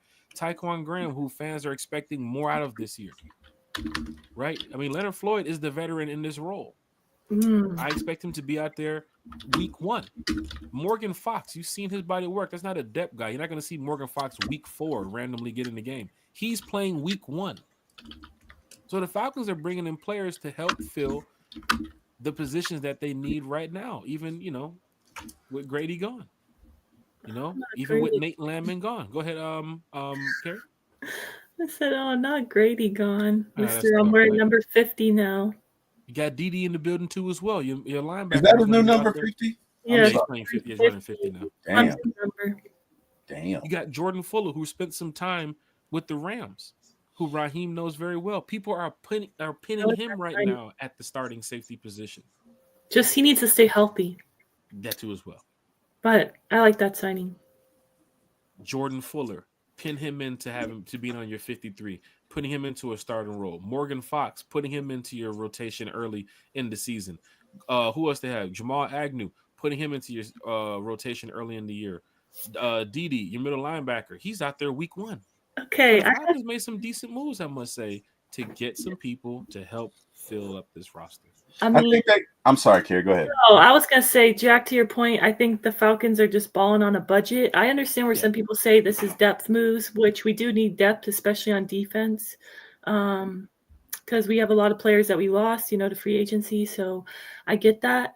Yeah, some of these players have had, season-ending injuries, broken leg or injury history like Fuller. So my thing is that they could stay healthy. We're in really great shape. A lot of special team signings, I feel like. And, to that point, I see Christy Lewis. Hi, Christy. She said, where will Franks fit in? Sheesh. You have Franks behind one right now as your tight end. And some fans are mentioning, he did play quarterback here too as well. Oh, God. I'm like, Franks, like Felipe Franks. I mean, gosh, Not just camp body. I don't know. Let's just put Franks at tight end for the depth chart. Hell no. Let's put his ass at special teams. Bro, no, I can't even. Right. Like, what are we doing? I don't know. No. He's a special teamer. I can see the that. roster in 2025. So a fan pointed out to me yesterday, who was on the phone, having a great conversation about the Falcons. What if they use Franks in a Taysom Hill role? That's what I said. Oh my God. Oh my God. Stop. That's what I said. Hold on now. Holy shit. That's what I said yesterday. I'm just saying. That's what I said on my show. If you're rocking and rolling like I think the Falcons are this year, and you get into a 2nd and 1, and you're leading the division 7-2, why the fuck not? Throw this guy in a damn package. Right, I'm sorry. There are some teams where people's like, hey, no one is getting scared of Felipe. You're eating your food, you're down there, you're checking your parlays, and then somebody says, hey, where's Penix? What are you talking about? No, it's not. He just played the last snap. No. Where's Penix? He's not on the field. He just doesn't know. No, the Felipe Franks is in the game. He just doesn't know, Kerry. Holy shit, man. What do you mean he's playing quarterback? Oh, my God. Just imagine that moment at the bench. I'm going to hire Jack as my agent, Kerry. Just imagine. Felipe I really don't want to imagine. I'm sorry. This against the Saints, and literally just in New Orleans, spiking the ball like fuck you, Jack. all of you in New Orleans. It's that Cheetos in that Mountain Dew. You guys are on one because Mountain Dew. Jack. I literally said did. word for word what you just said yesterday. I literally said that. Yeah. I said, look, it's 3rd and 2 because here's the thing: Felipe was a quarterback, right? He's got a frame that so you get hard for people to tackle was too as well when it comes to playing. If he's wildcat, he wasn't good at anything in the NFL, but you could use him for gimmick plays. Like you could do it. And I've seen the fucking tush push work. Okay. I'm sorry. You telling me I can't put this man in a package on 2nd? I'm telling you can't. No, because I'm sorry. Our coach has not been our coach in 2 years. The coach. We're not having the tight end 1 throw the ball to the tight end 3, hoping it's gonna work. We're not doing no shit. We're not doing any crazy plays. You know Raheem chewing that gun? Oh wow! Sorry. Oh, chaos is taking over the show. Oh, sorry. We're not doing it. I didn't even do it, Kerry. It's not even me this time. Holy shit. Don't put me in there, Kerry. I got the clipboard. We're not having Kyle Pitts throw to Jonnu Smith. Like, we're not doing any crazy things. Like, what the hell are we doing here? No, it's so 2025. maybe we'll scrap the tight end 3 throwing the ball to the tight end 4. Oh, wow. All right, we'll scrap that play. That was an Arthur Smith play. Right, Lisa, thank you. Like, they're just trying to annoy me today. Falcon fans, 2nd and 2 on the Saints. You're winning the division, week 15. Put Franks in at quarterback. Are you kidding me? No, so here's the thing, right? Hold on. Put him in. Hold on. Here's the thing, right? I don't know that I would run a package with Felipe as quarterback. I might run a package with him in the backfield. Nope, you lost me there, Terry. I'm doing it like this. The whole entire playbook is Frank's. Everything is right here. Okay, you've lost your mind. Right here. Yeah, whole list of plays for you. Yeah, okay, understood. Look, I might put him in all seriousness. Terry, and of course he's joking. But I said this yesterday, right? I could see where you put Penix in the backfield with where you put Franks in the backfield with Bijan, right? You could pitch it to him, he could throw it. It just gives you an extra dimension on 3rd down, right? It gives you something else to think about. And from that perspective, that's not a bad move. Do I want him in there every down? No, I don't. Look, no way. I think he's a gadget player. I don't want him in there just blocking. Give Frank some plays. The gadget player and a special teams guy. Yeah. But I did. It's interesting that you say that, Jack, because I said the very thing yesterday. I could see them using him in that Taysom Hill role. Not to the extent of Taysom Hill, because I think Taysom Hill obviously is a much better player than Felipe Franks, but he could adapt to it on certain plays. So on 3rd and 2, maybe you hand the ball off to him. He throws it. Maybe you snap it to him. He throws it to Penix. Like, you could do all sorts of things with that. You could get creative. That's all I'm saying. But, yeah. Look, let me tell you something, Falcon fans.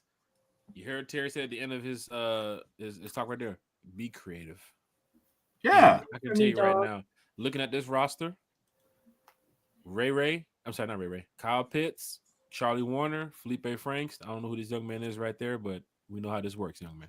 Thank you, Um, Larry. Thank you, Larry. Why is he even on this team? I will be so very shocked if he even makes the roster. Like, May not. Carrie, let me tell you something. Looking at this roster right now, he's on the roster. He's on You your know what, 53. Greg? We don't know. There could be some other undrafted free agents. Like There could be, but we don't looking at know. March 21st this is sick at word. your We're tight talking end about group, Yeah. Felipe Franks on the roster in he's on that roster. 2025, y'all. Well, Looking at this group, I'm telling you, look right now. People can rule out. Okay, look, let's rule out some people. Emory Jones, you know how it is. He probably won't make the team. Practice squad, yes. Emory Jones was brought in. He's brought in last year for the Jaden Daniels. Was it the Washington game? We brought him in for practice squad so we can I guess practice that week against like an elusive quarterback because Emory Jones played at Florida. Like he's more like a mobile guy like Jaden. So he's kind of like your practice squad guy.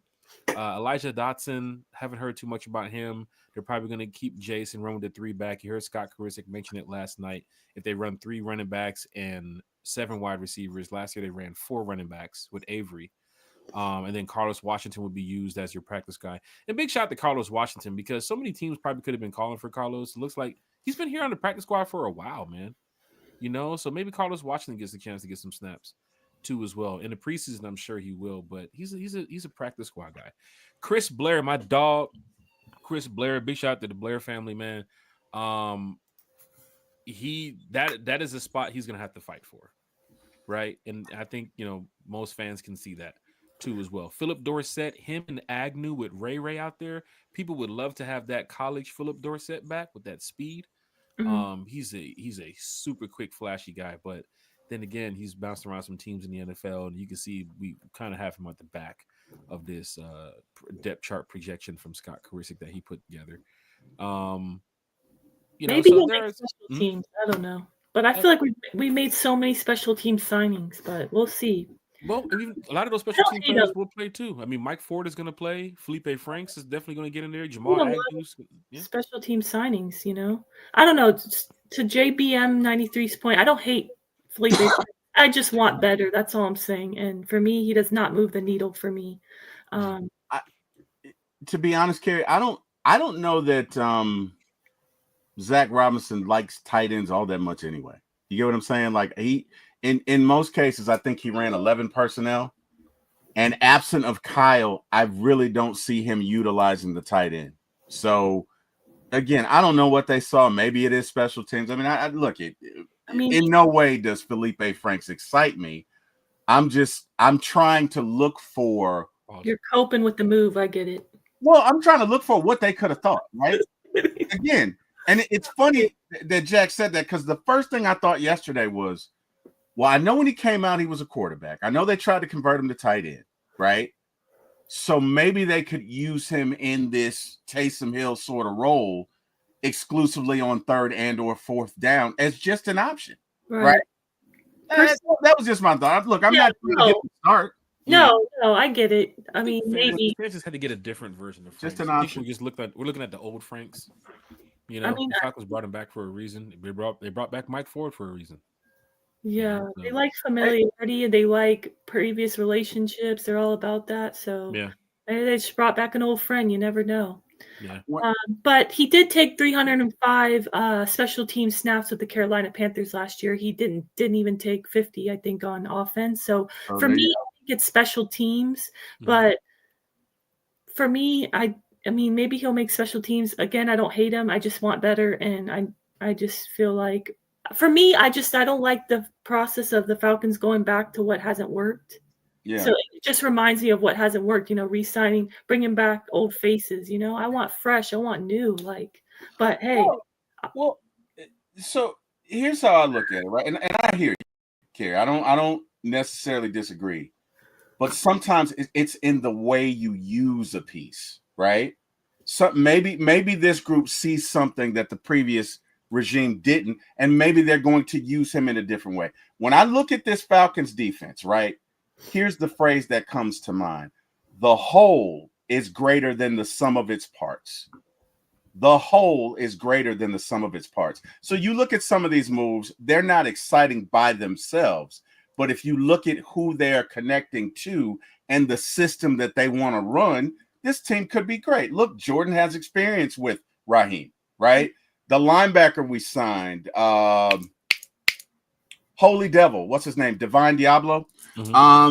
He's got experience with somebody on the team. So maybe collectively, when we put this hodgepodge together and we put this defense out there too as well, hodgepodge. You said what now?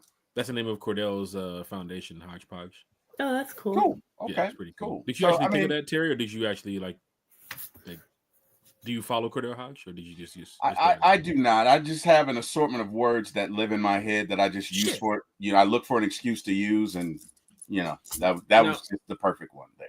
To Christy Lewis's point, but signing someone now doesn't mean that they won't get cut later. That's true. We did that all year. That is true. There's a lot of players that you guys saw probably on that offensive line who might not make this team too as well. Yep. I'm just pinpointing some of the players who I think is already a go on this team. You can't scratch out Jamal Agnew from what he's been doing with special teams at kick return for his whole career, knowing that we just let go of our kick return guy. Right. I got to pencil Jamal Agnew in at this point to be on the 53. Morgan Fox, was it a 2-year deal with Morgan Fox?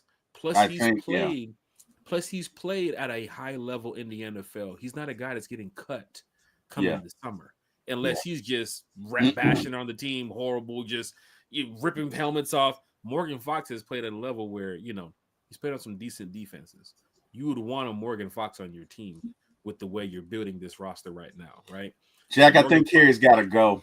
Okay, yeah, so we do want to wrap it up here in just a second. T-Will, we can spend like 5 more minutes talking. Kerry, let's get to your shout-out so you can get up out of here. I know you got some stuff to do for your Falcons Friday. And then we'll keep talking about some free agency, Terry, and then we'll wrap it up. Miss Kerry. Shout out to you, Jack. Shout out to you, T-Will. Shout out to everyone in the chat. I really appreciate you. I hope you're happy and healthy. Hope you have an awesome weekend. I apologize if I came off a little negative today. At the end of the day, I'm a Falcons fan. I am not negative. I try to be positive vibes, but I'm just, quite frankly, I'm over the Kirk Cousins thing. And yeah, I'm kind of passionate about it because I am over him and I'm just so ready for it to be done with. So, and yeah, I don't hate Felipe Franks. Like I said, I just, he might not make the roster. If he does, it's cool. But I don't want any gadget plays or anything for me. I'm sure. But I'm not trying to do the Arthur Smith stuff, where it's weird plays and all that. No, I'm not trying to do that. But nothing against Felipe Franks, okay? It just, when I saw the signing, I'm like, what are we doing? I don't know. It just, But anyways, I want Trey Hendrickson. We get Felipe Franks, that. But anyways, no, I hope everybody has a great day. I appreciate you all for joining us and, joining the conversation, being part of the show. We really appreciate it over here. So thank you and have a great weekend. And yeah, we'll talk again, I believe, Sunday. Kerry, you could never come off as negative. I love the passion. It was a little negative today, but no, you weren't. Hey, there's nothing wrong with anything you said or in the way you said it. You stood firm in your belief, and we're here for it. So I appreciate it, guys. You never have to apologize for that. Love it. Have a good day, guys. All right. Shout out to Miss Kerry. Big shout out to Miss Kerry. Thank you, Kerry. For talking Falcons football. We're gonna go ahead and keep this show going here for just a couple minutes here. Don't forget we missed the Wednesday show, so we have a lot to say. But let's see here. Put this back up. Going over this depth, like Chrissy Lewis just mentioned, some of these players the Falcons signed, could they possibly get cut later on? It is possible that they could get cut, but I think with the players we brought in so far, these guys are on the field, which I did point out. DD is going to be out there. Devine should be out there. Morgan Fox is going to be out there. Jamal Agnew is going to be out there. Felipe Franks, some of you guys can say, put him on that borderline for the summertime. Let's see how he goes through camp because there's going to be other people coming in for that tight end position who want to fit that role. They might draft a guy. They might bring in an undrafted free agent through camp. You know how it is. They might sign another guy, right? But some people are also pointing out that Felipe Franks, with his recent his recent special team, snaps that he's had, that he's here to help with the special teams department, right? And of course, if he gets into the game here and there, they'll throw some plays together. Earlier we were joking about packages and certain things, but he has played quarterback in the NFL, and he has played quarterback a couple times here for the Falcons. Not just saying that he's the greatest quarterback in NFL history, but he has played quarterback. So if you want to throw him into like a wildcat package randomly, it won't hurt you. You know what I'm saying? Especially if you're winning the game and you're up. I can see that randomly happen. Putting Felipe Franks in. It's not a wild take to throw out right here in March, but he has played quarterback before. But we're just talking Falcons football. That's the cool thing about being a Falcon fan. We all can talk about these things. Elijah Wilkinson. Remember Elijah recently was our starting guard a couple years ago, and then he went off to the Cardinals, and now he's back in Atlanta too as well, with the Falcons bringing him back last year. He pretty much sat on the bench for halfway through the year. I think he only played like a snap or two. And then, of course, Elijah Wilkinson's back. So people's looking at him to say, could he be the backup guard to Bergeron? Right? Jonathan Gwynn in New Zealand. How is that going to play out? The camp competition battles are going to be pretty fun to watch too as well, because that starting center spot is going to be tough to watch. But the cool thing is, Falcon fans, your quarterback position, and we'll talk about this going forward one time, your quarterback position is locked. There's no QB battle. Running back position is locked. There's no running back battle. Wide receiver, Drake, Mooney, Ray, 1, 2, and 3 seems to be locked. There's no battle there. People are already throwing Hodge into the mix as the 4.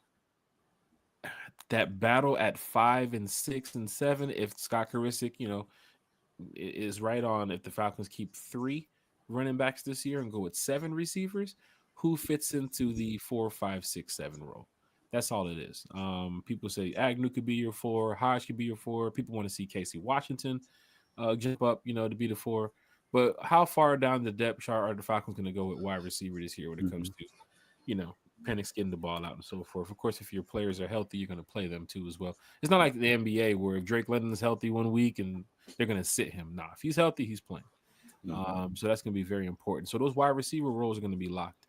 Tight end outside of Kyle Pitts should be locked. I mean, Charlie Warner, he's probably going to be starting back again on that other side. So you got Pitts and Warner. Now backups, that depth spot is going to be something to watch for. The offensive line is there. It's Caleb. It's Chris. Ryan and Javon, something to watch for with that center spot. If they bring in another guy too as well. Bergeron and Jake, they're there. They're good. Koo's your kicker. Pinion's your punter. Liam's your long snapper. And you go to the defensive side of the ball. Who will be starting up front would be important. If they keep David, does he start over Brandon Dorless? Does he get in there? Does Taquan start over Rook? That is going to be interesting. Morgan Fox, will he start over Rook or Zach? That is interesting to watch this offseason when it gets down to mini camp and these workouts and these things popping up. I think people are sold on Ebiketie on his last year of his contract being the starter on the other side of the edge, and Floyd on the other side with them signing him. Of course, if the Falcons sign a big name pass rusher, maybe that might slip Arnold Ebiketie back. If they go draft the guy, maybe that will slip Arnold Ebiketie back, or they'll just split snaps. If it's Jalen Walker, some people's going to pencil Jalen Walker in right here. If it's Mike Green, they're going to pencil him in right here. But if it's a safety, if it's Malachi Starks, then Ebiketie and Floyd is going to be your 2 guys going forward. Or is Trice going to beat out Ebiketie and he gets the starting role? There's so many things to watch for this offseason that's really interesting. A.J. Terrell, Mike Hughes seem to be your 1 and 2. Who's going to be the backup cornerback? So the cool thing about it is I think the Falcons are looking at their starters saying, Terry, we're set. We're going to run it back with these guys. I just named them. You're running it back with Mike. You're running it back with Bijan, with Drake, with Mooney, with Ray, with Kyle, with Jake Matthews, with Bergeron, right? You're missing that centerpiece. Okay, let's circle the center. Let's find out about that in the next couple of weeks. Go into the defensive side of the ball. You got rid of Grady. You got Rook. You got Dorless. You got Trice. You got Morgan Fox. Right? They also got a couple more guys, too, as well in the building who's going to be fighting for spots. Contavious Street, Khalid Kareem, who was here last year. Lakel London, who Falcon fans remember. He was here last year. I like Lakel London. Well, shit, look at Terry. I like. As soon as I mentioned Lakel London, I like Lakel. I like him and Kentavia Street. It's funny. Kerry gave me crap about Kentavia. I like Kentavia Street. Look, That's in the good thing 2023, about when this Grady offseason. went down, Kentavia Street was the man. And look, let me tell you something. And for all you Falcon fans that was here on the channel on One Time for the Fan, you guys knew what it was when we talked about Eddie Goldman. Mm-hmm. We gave Eddie Goldman the utmost respect here on this channel. Mm-hmm. Mm-hmm. For Terry, we talked to Eddie at camp that day, bro. We did. literally talked to him and said, bro, we know that you can be the old version of what Eddie Goldman used to be. Mm-hmm. Don't listen to the haters. Don't listen. Bro, Eddie was sitting there. Remember that? Eddie was walking off the field. He wasn't even signing autographs. The dude walked over to come talk to us. He sure did. Side, and we gave that man a powerful message from a fan to a player. And sure enough, Eddie played this season. He played decent enough to where is he? He is now in Washington. He's a guy to watch for going forward when we play the Commanders this year. I guess he might be the missing piece for Jonathan Allen. We don't know. He's going to go fight for a job over there. We don't know. But he did his time in Atlanta, and our big utmost respect to Eddie Goldman. Eddie Kane. That man Eddie Kane he's on the road now. There he goes. He's on the road. Y'all can't hang with old Eddie Kane. Like that Timu commercial. That man, you'll never be nothing. Talking to the llama, you'll never be nothing. In 5 years, you'll never be nothing. No, you won't neither. You're not my real dad. Falcon fans, I'm telling you, man, there's some players on this team that I think, it's going to make a major difference and a major impact this year. But also looking at the competition battles coming up in camp, a lot of your starting spots are already taken. Now, some would say Jordan Fuller. I don't know. Like Kerry mentioned, he also has to stay healthy. But Jordan Fuller, you can put DeMarco Hellams. Fans are already, soon as Jordan Fuller, let me tell you something about this fan base. Soon as Fuller got signed here to Atlanta, man, some of y'all fans just pushed DeMarco Hellams off the map. Is it because of the injury? He's not a great because you haven't seen him here in Atlanta in the past couple months playing football. Well, he was injured, Falcon fans. But some of y'all said that's the starter. He's not a great coverage. He was with Raheem in LA. That's the starter. Yeah, I don't know that Hellams is a great coverage guy. Now he can deliver a punch. He can deliver a hit. Oh boy, can he? But he's not. He in my humble opinion. So let's pencil in center position, right? What the Falcons do with that going forward? Is that going to be a competition battle at camp for all you Falcon fans out there that's wondering, damn, what can happen this year when it comes to camp? If wide receiver somebody, no. Unless we sign somebody, no. We didn't sign somebody yet, so the center position is between Nuzeel and Gwynn. But for most fans that's thinking about it, Gwynn, you have to work hard to beat Nuzeel out. You gotta, bro. You'd have to dominate. Like I don't see that. If the Falcons go through this free agency period and the draft without a center, and they're going forward with Nuzeel, it's Nuzeel's job to lose. Gwynn, you're under 53, but you're gonna have to work very hard to beat out Ryan Nuzeel. No, I think it's Nuzeel's to lose. Bam. I'd go a step further. It's not even close. Nuzeel was the center for that 500-yard game. That's not going to be forgotten. So it's Nuzeel's to lose. If Nuzeel comes in and plays like he can play, it's not even close. Yeah. In my humble opinion. Now, if we sign someone like the Vikings who got rid of their center? The Vikings recently released their center, and he got signed quickly. Oh, he did. Okay, well, and I think David Andrews is still available. Has David Andrews signed from the Patriots? I don't know. I don't know. I think David Andrews did sign. But then again, the Falcons, there are some other names out there. I think we do get caught up in the big name that is tweeted out from Adam and Ian, and it's like, oh, this guy's released. This guy's available. There's a couple more players. Like, who had Divine Diablo on your list of free agents this year? Not I, sir. Like, come on, Falcon fans. Who put Jamal Agnew on your list of free agents? If we get a Jamal Agnew, nobody. You got to trust the organization when it comes to making these moves. And then once it plays out, then you can say, hey, this guy was a fit. This guy was a fit, but this guy didn't work. So some things you got to look at and say, it can't happen. It can't help us. But, the organization and the coaching and everything has to play out. I told you about the other day with the parlays, Terry. Like, bro, I picked the right people. You did? They just didn't go out there and do their job. They let you down. You feel what I'm saying? I picked the right people. Kevin Durant going up against one of the worst teams in the league. Why can't he score 17 points? You know, that's Kevin Durant's night to not score 17 points. He didn't do his job, but the next night he did his job. It happens in these sports games, man. It happens, man. You know, who's commanding the double team this year now that Grady's gone? Because Grady was eating up a lot of pressure on that front line. A lot of things you got to look for too as well. Who's going to be the backup if Kurt's not there? Well, they'll work that out. They'll work that out. You know, I firmly believe that Kirk will get traded. They'll work something out. It may not be a third round pick. Some of y'all want to talk about the kicker. Some of y'all want to talk about Koo. Why haven't we talked about Koo? You know, that's interesting. What are we going to do about that? I think the Falcons seem to be rolling with Koo going forward. And there's some fans in this chat that's going to say, bruh, I know Jack Spade didn't say that. Because you guys don't want Koo on this team going forward. Because you remember the pain. All this is what you bailed us out in. Jack, I think no. I gotta hold you to that, Jack. We're talking about a hip. Uh-oh. What you got, T. Will? We're talking about a hip, Jack. Mm-hmm. That's a depth. We're talking about. We're not talking about an ankle. We're not talking about a finger. We're talking about a hip. In a position that is leg centric. We're talking about a hip. That could very well be a career ender. If nothing else, it could impact the length of his field goals. It could shorten it. So it's a legitimate concern. You know, it is a legitimate concern, and it is something that he could have been dealing with for a year. Koo adjusted his kicking. He says he adjusted it to kick further. I don't believe that. I think his hip was hurting him for a while because he's been missing for a while.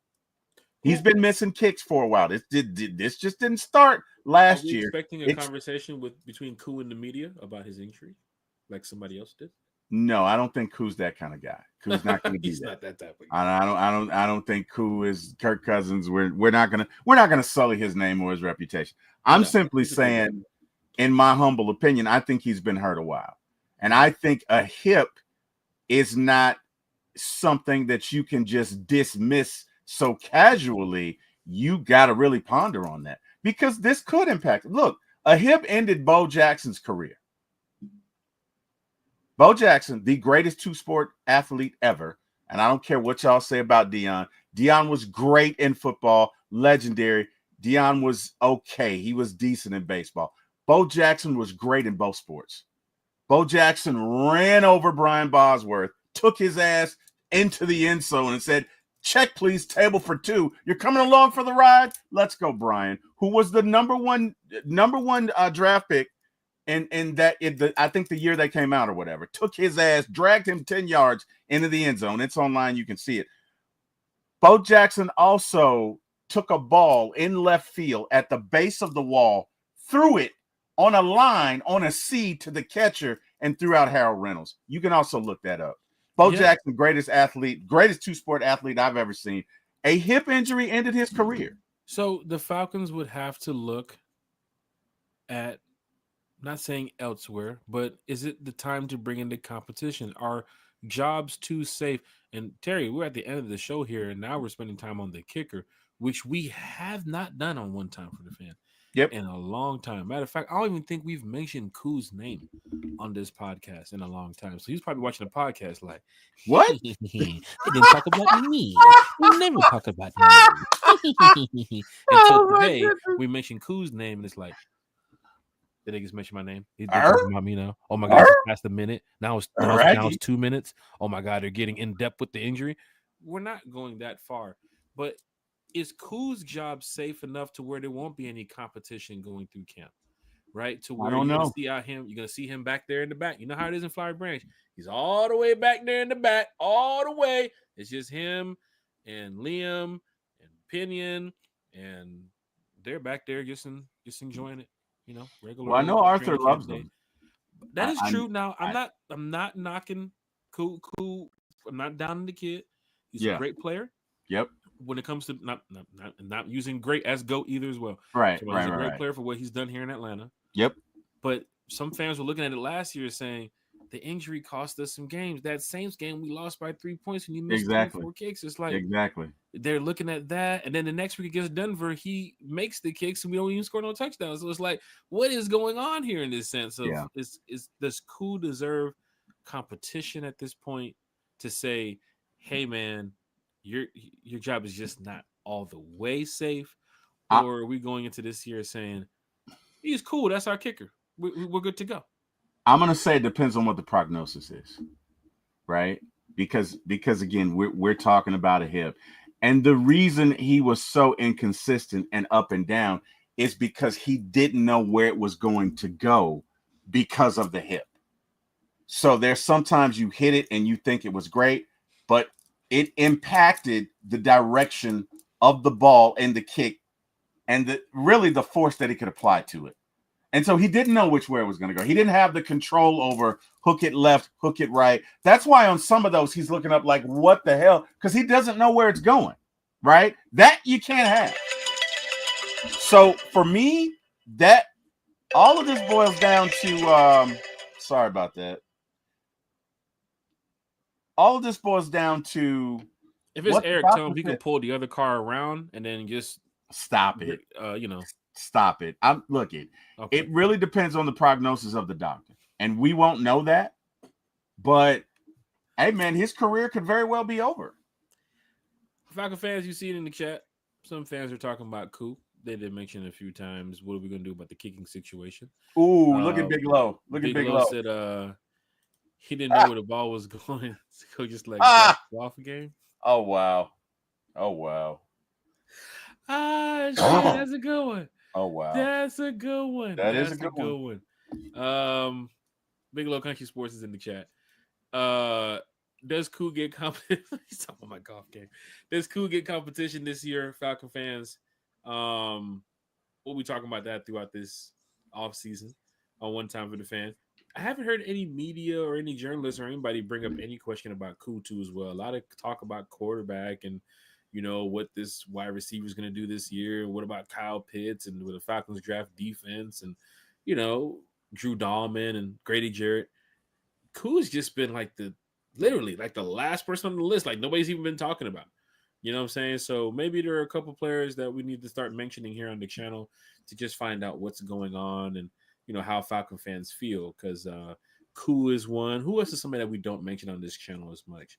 D'Angelo Malone, man, our good friend D'Angelo Malone. We don't mention him as much. I think we should give him some more respect too as well on this channel. D'Angelo Malone has been doing a decent job here in Atlanta, and he's coming up to that point where, just like Arnold, got to get paid soon. You know what I'm saying? So what the Falcons going to do with that in that situation? Has he done enough to be here in Atlanta? Falcon fans would agree or disagree. That's on you guys. But big shout out to Morgan Man Sports. He said, what's up, guys? I like the signings and free agency so far, but the draft, I believe, is going to make or break this Falcons off season. Now, that is definitely something I can agree with when it comes to, this offseason of how impactful it's going to be for the Atlanta Falcons team, because we saw some of the free agent signings, and like Kerry said, it hasn't been really no splashy moves. You brought in some guys to fill in some really good depth spots, and of course your starting spot that you needed to get filled. But like Scott mentioned last night on the podcast, if you trade back from 15, there are some names that Falcon fans are going to say, who do we just draft? And that's why there's those Scott Karisics and those people that pay attention to college football all the time. Draft prospects moving up and down the ranks, left and right. He mentioned some names last night on the podcast. Terry, you was here. Kerry was here. He mentioned some names last night on the podcast that you would have to watch for if the Falcons traded back. Right? Here's one. Princely Umanillan, is that his name? Was it how you pronounce it? Mr. U. Mr. U. Mr. U. Call him U-Man. U-Man. Princely, Mr. U is in the building here. Getting ready to be drafted by a team in the NFL. But the Falcons was to trade back to anything after 20. this is a name who Scott Karistic mentioned would fit the Falcons pretty well, right? I think the other surprising name is the kid Armand from Missouri. Now, I believe it was Deke Ruffin who sent me an article. It was about 2 or 3 months ago about the kid from Missouri. So Deke Ruffin was actually watching Armand, and of course, months later now, this kid has shot up the draft board. That would be the only surprising thing I think Falcon fans should look at. If the Falcons go draft the center or go draft an offensive lineman in the draft, they got this young man named Armand from Missouri. Armand, what's his name? Let me see if I can bring it back up again. With the E? Oh yeah, Armand That Mimbu. starts with the E? Armand Mimbu. This young man right here. Mimbu. Okay. We talked about him last night. And he would play your right side behind Caleb McGarry, or they'd have to, shift McGarry up out of there. But this would be the surprising factor. There's some players in this draft that the Falcons could have as the BPA that would shock some people. And these are two of the names right here. But if the Falcons stay at 15, you have players like Mike Green, who's on the board, which some fans would say, go get Mike Green. We did point out that, there are some off the field issues with the situation. Allegedly, we're not fucking detectives in that role. We don't deal with that type of shit. But there's some allegedly stuff that happened off the field. Will the Falcons go after a guy? I don't think so. I don't Green. So. There goes Dwayne Ruffin too as well. There goes Deke Ruffin right there. Deke! A guy like Mike Green. And then someone say Abdul Carter. Terry, someone say Abdul Carter from Penn State. Go get him. Go get him. Well, here's the problem. We talked about it last night. He's probably going to be the first pass rusher off the board. Could be. With 14 teams ahead of you, I can give you 3 of the teams who's going to go and get Abdul Carter. So the price just went up when it comes to trying to trade up, and you can't trade up, Falcon fans. You can't. You got to trade down. So let's take Mike Green off the list. Let's take Abdul Carter off the list. We go down to the University of Georgia. Go Dogs. Go Dogs.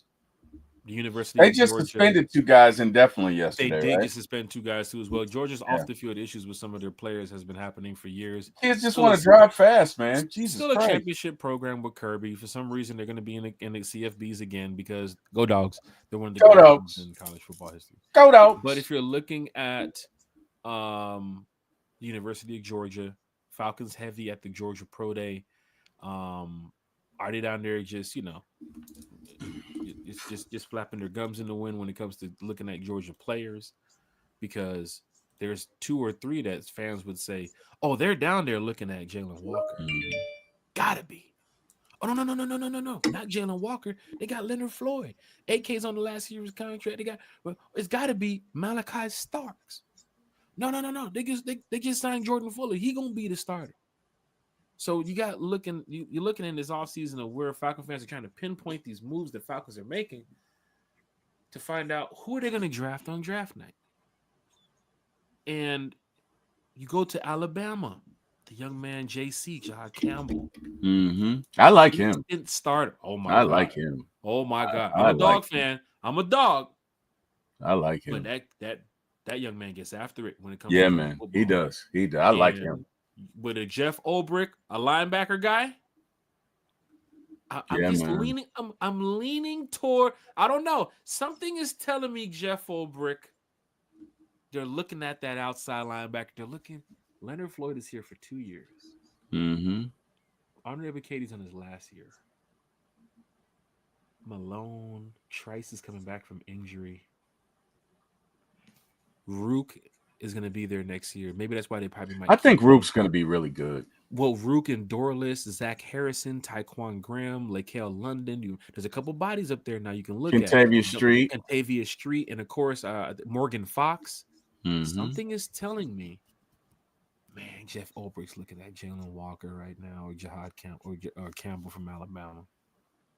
It just fits right now. Let me pull back up this depth chart, man. We're talking Falcons football here. My golf game in for another 4 hours, and we're supposed to be going to Cheetahs before, so I don't know if I want Cheetahs. I might just say cancel Cheetahs and just Cheetahs, not Hooters, but Cheetahs. What? No, that's the big brother.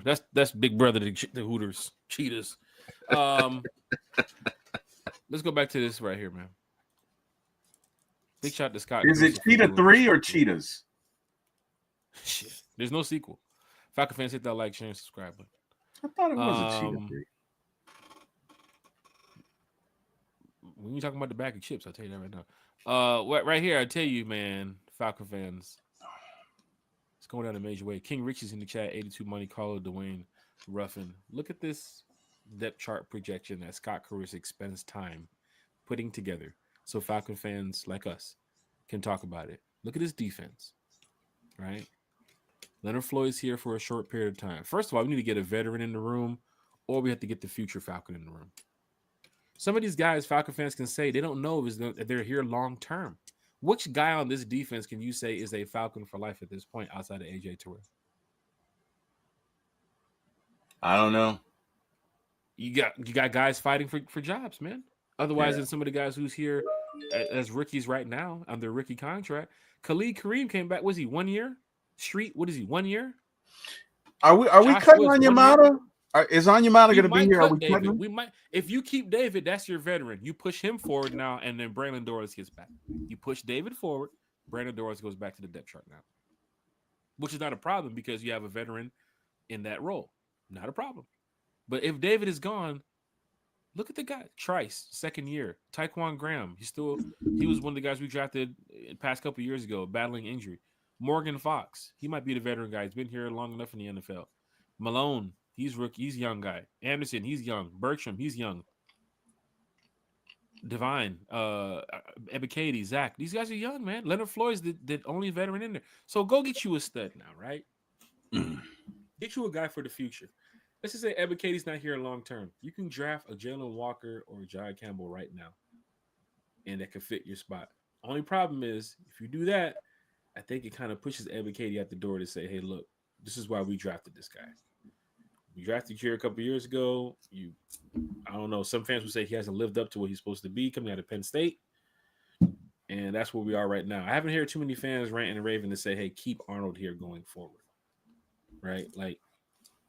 Just being 100% with what fans are talking about. For us here, we respect the brand and the logo. We respect these players. But I'm looking at what Jeff Ulbrich and Raheem's trying to do in this draft. And you could beef up the defensive line, but maybe they're stuck on Zach, Rook, and Dorless outside of David. And you can get another guy. You can get another body in there.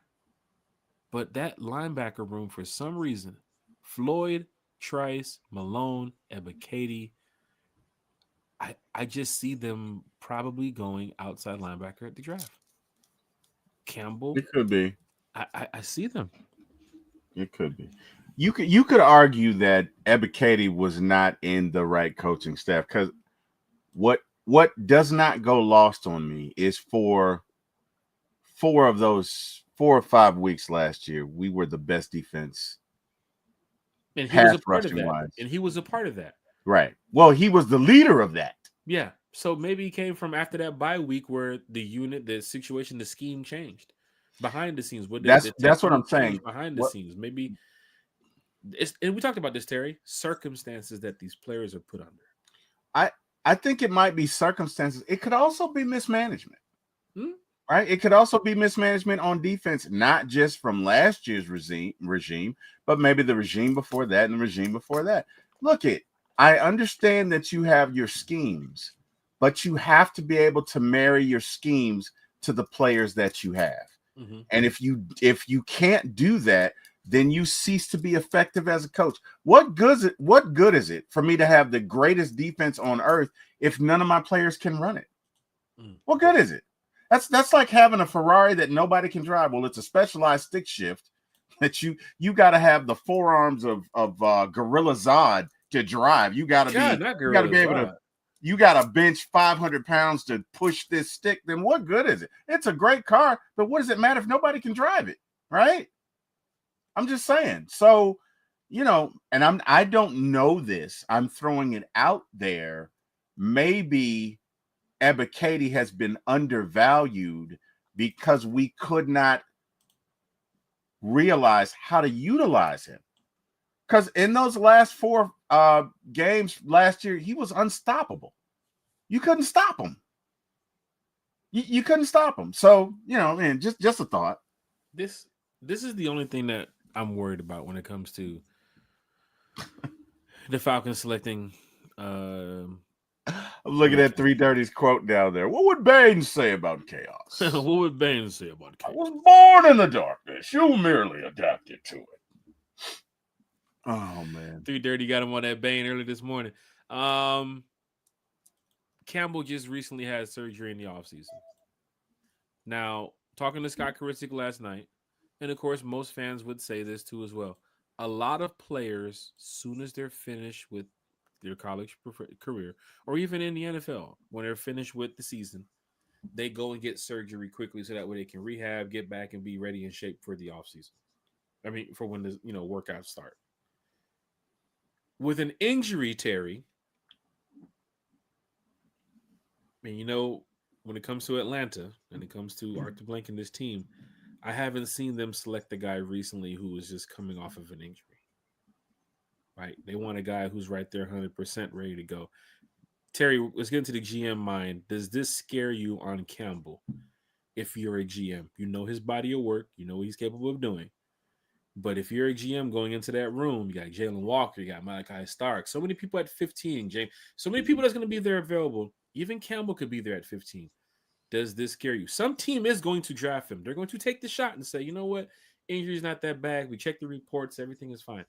But for you right now, Terry, does this scare you to select Jahad Campbell at 15 due to him having offseason injury?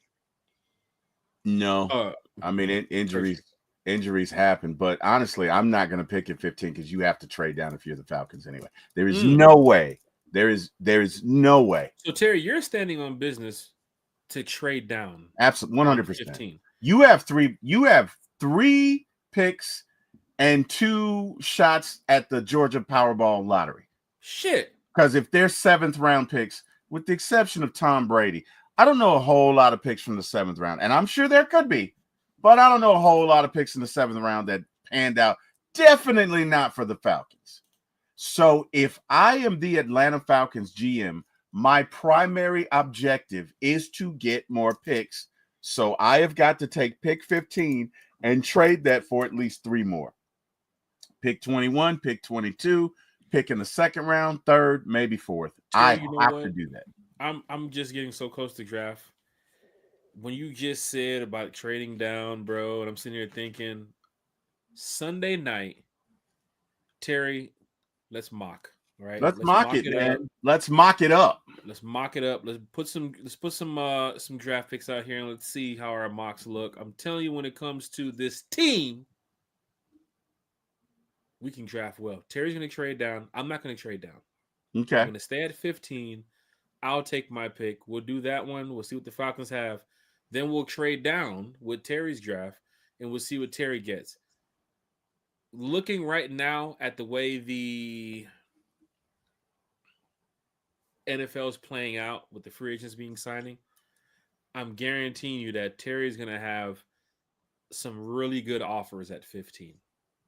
So a lot more fans are going to look at Terry's side and say, wow, Terry probably won this mock draft. Already, I'm just going to go ahead and call it. Because the Falcons, if you can get 2 or 3 picks for that 15, even future conditional, now I see how important it is for some of these picks too as well. And there's some people that say F the picks. I understand that. But in this situation with our cap space and our roster, I need them picks.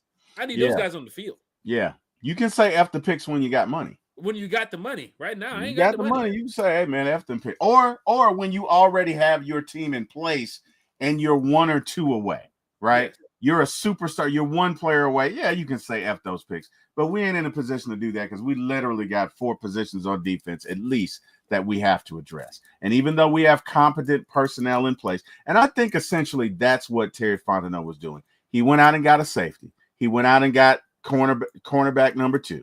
He went out and got a linebacker, okay? And he went out and got a pass rusher. So technically, you have competent pieces there. So if you're looking within the world of the defense or the offensive line, because I'm told we did have a representative from the offensive line to go down, he's saying I can pick BPA from those positions, either any position on defense or an offensive lineman. That's probably where it's going. Now, I think people would lose their mind if we drafted a tackle in 2025. I'm just going to be honest. I think they'd be pissed. But I think Terry's put himself in a position where he can literally pick anywhere on the defense, but I just don't think we can afford to do that because we don't have depth on defense, specifically at safety and corner. We don't have any depth on defense. You have some great people in that war room though. Yeah. Yeah, you do. And I ain't gonna lie, on some of their first round picks, they've hit. Gotta be real about it. They've hit on some of their first round picks. They have. This is the time where we need that first round pick. So if I'm staying at 15 Falcon fans, don't get mad at me Sunday night. I'm picking the guy that I see. And don't forget, this is a month before the draft.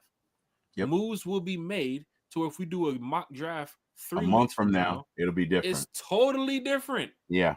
It probably wouldn't even be Jalen Walker or Malachi Starks. Yeah. Because we're trying to narrow down who the pick could be. And that's the cool thing about having a podcast. We can do this stuff. Yeah. Right? That's the cool thing about One Time for the Fan. We out here enjoying this offseason. And as a Falcon fan, wearing my Falcon shirt and my Falcon hat. Got my Falcon socks on too. But, Falcon socks? Yeah, I'm real deal. I'm diehard. That's what I'm talking about. That's but a real fan right there. Yeah, I fuck around with the Falcons now. Hey man, I hear you, man. F around and find out. When it comes to this team and this offseason, I'm telling y'all, Falcon fans, we're gonna be here. The picture on the screen is when they found out that he had Jahad Campbell had surgery recently. I think he was going through. What did they? It was on his shoulder. What was it? On his shoulder. It? Yeah. They've had on his arm, left arm. Yeah, that happens though. I think that happens. And for Falcon fans, they're sitting there wondering, will the Falcons make a move on a guy like that? Well, take into consideration this: you have one guy who's an outstanding talent coming out of college. Went to a small school, didn't go to no big school like Alabama, Georgia. But he has some off the field issues that we do not play about here in Atlanta. Mm-hmm. And you have another guy from Alabama who is a phenomenal player as well. But he just had surgery in the offseason to get ready for, whatever team's getting ready to draft him. Yes, both players will be drafted. But who are you looking at if you're taking that situation, Terry? If you're stuck between Campbell and Mike Green for your organization, not just the player, for your organization, who are you taking in that situation? I'm going Campbell. Mike Green can never come. I mean, look, you're talking about sexual assault, and you're not talking about once, you're talking about twice. Mm-hmm. So, look who we got back up in here. What? I was wow, I had a meeting to go to, and then I look, they're still live. Let me go back. Oh, yeah, we're talking Falcons football today. Welcome back. Really talking Falcons football today. Hey, man. Ooh, it's lunch with One Time for the Fan now. Hey, welcome back. We're going to have to do another set of shout-outs, too, as well, because you gave your shout-outs earlier when you left for the first show. Again. Now you're here for the second show. Seriously, we're preparing for the 24-hour Super Bowl podcast. That's what we're doing. Okay. We're training for it. When we win the Super Bowl, we are doing a crazy stream, and it's going to be a party. And we're gonna need some help though. We're gonna have to include Berto, A1, Big Low. We're gonna need some help. I'm gonna have to prepare my liver before then because I haven't had a sip of alcohol in like over 5 weeks now. So damn. If we're winning the Super Bowl anytime soon, I need to start getting my tolerance back up because otherwise I might not be okay. Crash out? You gonna crash out really early? Oh man! Night. If I wasn't a lightweight already, I'm definitely a lightweight now. Yeah. Sheesh. Yeah. I'm taking Campbell, by the way. Yeah, there's no way you can take Mike Green. I'm a big fan. There's no way. The only team I think would take Mike Green is probably the Eagles, and they'll be the best defensive line on the planet again. But you're talking about 2 sexual assaults one time, and not that I can understand it, but somebody can lie. I understand things can happen, but 2 times, you either make a really poor decision with your friends, or there's something to it. Either way, I'm not going to waste a first-round draft pick on you. You just can't do that. And the Falcons, especially with Arthur Blank, we don't do that. So for me, yeah, it's Campbell. Falcon fans, I love this whole offseason process with drafting players and who we're looking at and X, Y, and Z. But I know this organization too as well, and we do sometimes want that dog off the field, but sometimes you can be too much of a dog. And Falcon fans, that organization, when it comes to community and all this type of stuff, they don't want things happening outside of Flowery Branch that's not supposed to be happening, because you can see with Kirk Cousins, that's why it's so shocking to us. The last time we've had a moment like this was the Julio Jones situation. Yeah. Oh, The last time I saw the Julio Jones situation we had was the Mike Vick situation. Like, there's not like major articles coming out about the Falcons about how bad the organization is or the team is or the locker room, or these guys don't talk about this stuff. It's really it's once you walk inside Flowery Branch or Mercedes-Benz, keep it that way. Everything stays in here. Once you talk outside of this locker room, they look at you different. You've been shunned. Get out of here. You're no longer a part of us no more. Because you're not supposed to be doing that. That's why when that Julio junk broke, boy, fans lost their mind. What? Julio's on Shannon Sharp? What? Julio, what you talking to Shannon Sharp for? Oh, man, I'm out of there. I remember that day like it was yesterday. Fans were losing their minds. You know what I was doing? I was going back to work. Because we got to go back to work too. We got life to live too. So what's Julio doing these days? Oh, that wasn't nice, Carrie. Oh, that wasn't we nice. got Felipe Franks back. Oh my goodness. Oh, Carrie. You know what? We can call one of our best receivers of all time. Like, I don't want to call unnecessary roughness on my friend, but hold on. Hey, what's up? Thomas Day Cool? You still available? Oh, wow. Oh, look at what you started, Carrie. Look at what you started. Oh, man. We're going back. Lord have mercy, Jesus. Falcon fans, cannot believe y'all. 330's in the chat. Sometimes a gain is a loss, and sometimes a loss is a gain. 330's in the chat. Oh, man, you're right. Having a good time. When we lose Kirk, it's definitely going to be a gain. Sheesh. Addition by subtraction? I don't know what that comment was in regards to, but that's what first popped in my head. Dwayne Ruffin tapped me in on that Super Bowl stream. Sheesh. Of course. We're already getting a special guest for the Super Bowl stream. Let's start, Carrie. Let's go ahead and get those names together. Dwayne Ruffin's the first guest for the Super Bowl stream that will be doing when the Falcons win the Super Bowl. You know what's crazy, guys? Like, when I joined this call again, I joined the show. I had opened Twitter right before just to check to see if I missed any news while I was in a meeting, see any Falcons news. And I didn't find Falcons news, but I found it kind of Atlanta news. The first thing that popped up says Drake, the guy we love to hate. Drake and Jermaine Dupri will be executive producers on Magic City, an American fantasy and upcoming 5-part documentary about the popular Atlanta strip club Magic City. Why is Drake an executive producer of a Magic City Atlanta documentary? Really? So that's the one thing about it when it comes to Drake, right? Like, he's not beating allegations. I'm just saying. Yeah, and for Drake, he was down there in Houston dealing with like the strip club game in Houston, and of course in Atlanta, he's mentioned it before too as well. But Magic City's been around for a while. It's going to continue to be there. Like, fans know about it. Everybody knows about it. Like, you can go there for lunch if you want to. You know what I'm saying? Lemon pepper wings. It's not just about the dancers too as well. Like, it's a part of the culture in Atlanta. Like, at least once, right? For everybody that's lived in Atlanta for more than 5 or 10 years, just go to Magic City just one time. But it's one of the longest running strip clubs here in the city, the most popular too as well. But Atlanta has totally changed. Back in the day, the club was very important to be a part of, the club scene. Terry can tell you when he had hair, the club was very important to be at. Terry. 112 and the Crow's Nest and even Central Station and Insomnia. What else they have? 559. Like, we go like different. I spent a lot of times in 112. 112 used to be a club that went around on a circle. Yeah, cool. And the cool part is, if you didn't see a person at the bar the first time, just hang out. They'll come back around in a second. Yeah. I actually met my wife at Club 112. So, you know, I have an affinity for the club. You know, it was great. Taylor, let's take us back to that night when you met your wife at the club. Yep. Yeah. No. That ain't what's playing. That ain't what you want. You want to know what's playing? Oh yeah. What's playing? Come on. Shake oh my God, Terry, that was not playing. No, that was playing. No, it wasn't. All right, let me tell you something. It was 1992. Terry just over there. Come on. Oh, Hey, how that dance go? And Terry over there just doom. That's it, right? Hey, look. That's what you were doing, Terry. I had my white shirt on, right? Hold on. I had my white shirt on.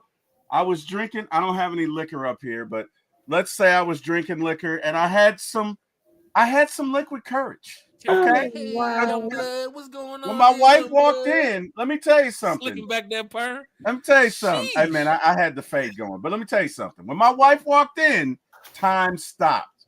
You've seen on those Spike Lee movies, right? Where like they kind of glide and move. That's how she came in, bro. I saw her and my mouth dropped. And everything when the door opened, like the bro, smoke and the white dress. Bro, and it was that's what I'm talking about. Terry's over there just freaking beautiful. Let me tell you something. Terry's over there in real life, Jack, I would never have approached her in real life, but I was off that liquid courage, so I was like, "Fuck it." So I go over there, right? And here's Two the Live thing. Crew just blamming in the background. Hold on. Yeah. Hold on.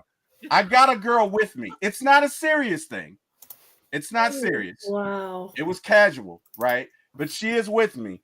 But when I saw my wife, I was like, fuck it. I'm going for it. So I go over and I'm like, hey, you want to dance? And to my chagrin, she says yes. Understand, Kim was way out of my league, right?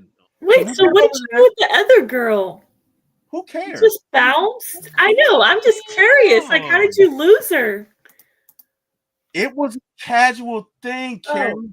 We weren't committed. It was I know, but did you meet her at the club or like you brought her with you? Like you met her up there? No. We were saying that Terry was a player, it was an understanding. Wow. It was an understanding that we were not together, right? Okay. But she does play into the story. So Kim and I come over, we start dancing, whatever. My wife's all prim and proper and shit. I'm trying to go for it. You know what I mean? Come on. I'm going in. Best moves, right? I'm going in. Hey, I got more game at this point than Parker Brothers. I'm going in, right? And as I'm doing my masterpiece and I'm doing my dance, and I kind of just get ready to pull Kim in, the girl that I came with taps me on the shoulder, and I'm like, shit. Yeah, exactly. See, that's what I wanted to know. Right. So then Kim looks at her and walks away, and I'm like, oh no, this shit cannot happen, right? And look this isn't Dave Chappelle, great players in hookup history, but it's close. Because you know what I did? I walked over, right? You think the story ends there? It doesn't. I walk over. She's with her friends. They're all like the offensive linemen trying to block me and shit. I move through the crowd and I say, hey, you forgot something. She says, what? I said, your phone number. And I'm not leaving until you give it to me. I will be here all night. Wow. And you know what she did? She looked at me. She looked at her friends. She looked at me again. Her friend says, well, girl, you may as well give him the number. I mean, he says he's going to be here all night. And she gave me her number. And from that night, or fake? You said what? Was it the real phone number or the fake number? Shame on you. It was a real number. What That's are you how you guys, talking about? these guys at the club. I'm just saying. You not seeing her again. It was the real number. All right. Now I had to call her a couple of times to get her to go out with me. She kind of gave me the Heisman in the beginning, probably because she saw I was with another chick. Right. But eventually, after about 3 or 4 conversations, I wore her down, and the rest is history. That is the story of how we met. You telling that story? You telling that story again, Terry? Don't tell them that story. Why I chose you, Terry. That's what happened. I was over there on my game, and you walking over there trying to bother me. Man, let me tell you something. That woman was not thinking about me that night. I thank God I did meet her. But let me tell you something, Jack. She walked in, and I didn't see shit else. I forgot I was with the girl. I totally forgot. I was like, oh, hell no. Oh, shit, right? And it's funny because when she tapped me on my shoulder, I'm like, shit, damn it. And I turn around and look at her with this look of death. And she's like, what? And I'm like, all right. Wow. But it worked out. It worked. That like, share, subscribe button. For Magic City with Drake, and it's funny because this will be something that Drake does do. He's invested into the strip club life. Magic City being, and every city he's in, he's always talking about that type of stuff. He always has some girl. Remember the girl on the cover of his album was a dancer too as well. I mean, right? Jack, who do you think would be good, like instead of Drake for Atlanta, like Jeezy, or who would be a good option to? Well, that's what I want to talk about too, because I'm kind of upset that Jermaine Dupri is going outside the city to go get a Drake to do that. Like you have so many pioneers in the city that can help you with that. I'm glad you brought this up. I'm trying to keep Atlanta. Right. And for some reason, I don't know if it's because of the popularity of just having Drake on it will just make it go crazy because it'll bring more exposure to Magic City. But what Magic City was back in the day is not what it is now.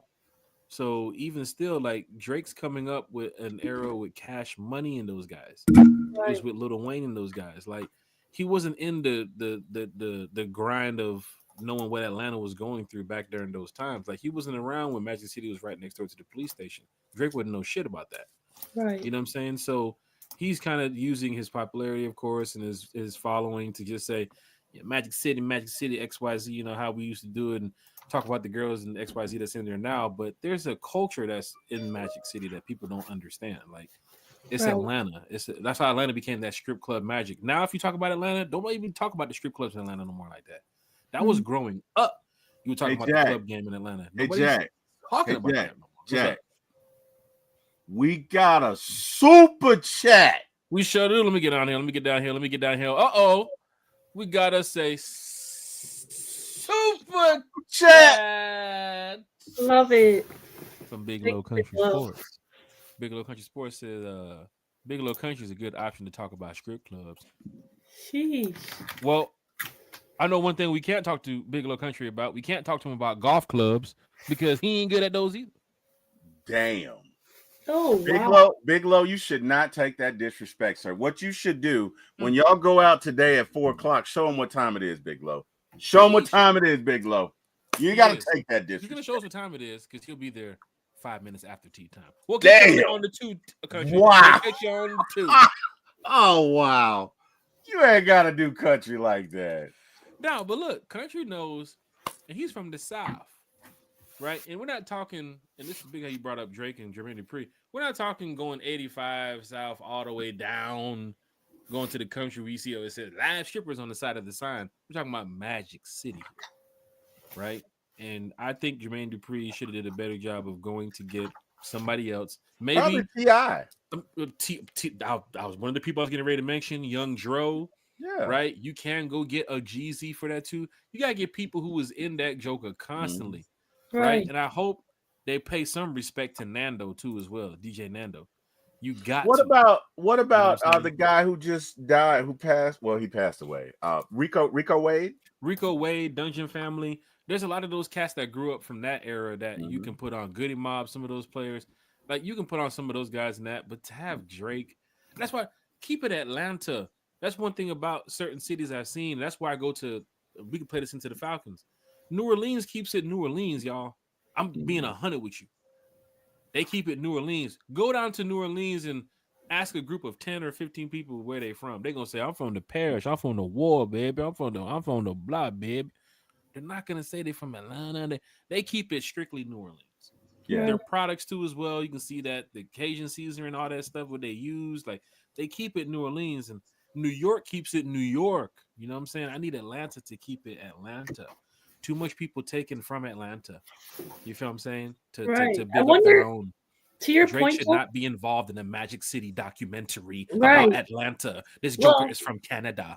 Right. So to your point, Jack, I wonder whose idea was it? Was it Drake's idea? Jermaine. Oh, okay. Gotta be Jermaine. I mean, Magic City, because unless Drake is sitting there back counting his money thinking, oh, yeah, I'd love to do a documentary about Magic City in Atlanta. Right. Like the whole culture. And maybe that's it. And he thought now, K-Dot can add to the lines, where he went to Atlanta to, get his lingo up. No, he went to Atlanta to go to get, strip club documentary. So Like, guess what? The beef between Kendrick and Drake, and we talked Falcons for a minute, but we're getting ready to wrap this up. The beef between Kendrick and Drake that went so far. I saw a report last night that apparently, and this could be true, because I don't think Drake and Cardi are too good of friends now. But mm, Drake and Cardi were working on a song called Luther, where they had sampled the Luther Vandross song, If This World Was Mine. Drake not wait, releasing the record and clearing it for Cardi, let Cardi take the record. Cardi then works with Kendrick back in November. I'm guessing he must have played the song. Kendrick, not knowing of this situation with Drake, this was supposed to be the single for Drake, apparently. wow. Drake, what does Kendrick do? He quickly goes and makes Luther the single, copies the same sample because it wasn't cleared at the time, because it wasn't released. That's what artists do. They'll do the song, they Right. wouldn't clear the shit, they'll keep it for like 5-6 months. People might hear a snippet of the project and be like, oh, you're not going to drop it? No, I'm going to hold it for XYZ. Kendrick went ahead, sampled it. What does Kendrick want to? What is one of Kendrick's biggest songs right now on his new album is Luther, which I'm sure that's the beef internally behind the scenes that kind of hits each other back in the face. If you go back to when Drake was talking on that record when he said people teaming up to F with me that don't F with me, this is back before the beef had even started. Drake already knew that the shit was getting ready to start. You feel what I'm saying? And then for Kendrick to mention on the Big Three joint that there is no Big Three, and remember how J. Cole quickly got the hell out of there. He was like, I'm done with this shit. Yeah, y'all got this. I'm from North Carolina. We don't do that. Oh shit! I'm a Panther fan. That's just crazy how this music industry and all this stuff is working because, Drake, at the end of the day, should not be involved with a Magic City documentary about Atlanta. I went to see Outkast perform here in the city when they brought the entire city out, bro. You couldn't even find a spot to sit down to watch that show. Which I do think Atlanta should bring back another Outkast. You could get so many people to talk about about Magic City versus Drake. So very disappointed Some in that. former That's sports my thought. players, you know what I mean? A bunch of guys. Hey, what?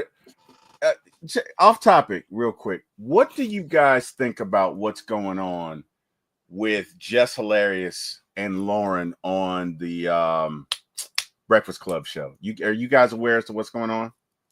I am, and there's a lot going on. I mean, this girl had her job. I don't know if is she still on the show first? I haven't even watched. She's still on the show. So the thing that's interesting about this is they literally air their griefs with each other on the show. Yeah. They literally. Yeah. So the beefs that they have, they discuss openly on the show. Yeah, I gotta blame the HR for that too as well. Like that, that should not have been allowed, bro. But it's ratings. It's the drama that they need to help sell the show. You know what? That junk got hella views off of it, and of course, it probably put viewers to watch the show for another 5-6 months because they want to hear something, draw down again. But that was just weird. She should never did that on the show, not live. No, I don't think she should. But then she shouldn't continue to go. Like, she's part of the problem because she continues to go live and air her grievances. And look, you can't care about what people think about you, right? You're a public figure. Everybody's not going to like you, right? And you can say, oh, well, I don't, bro, the same rules apply to you.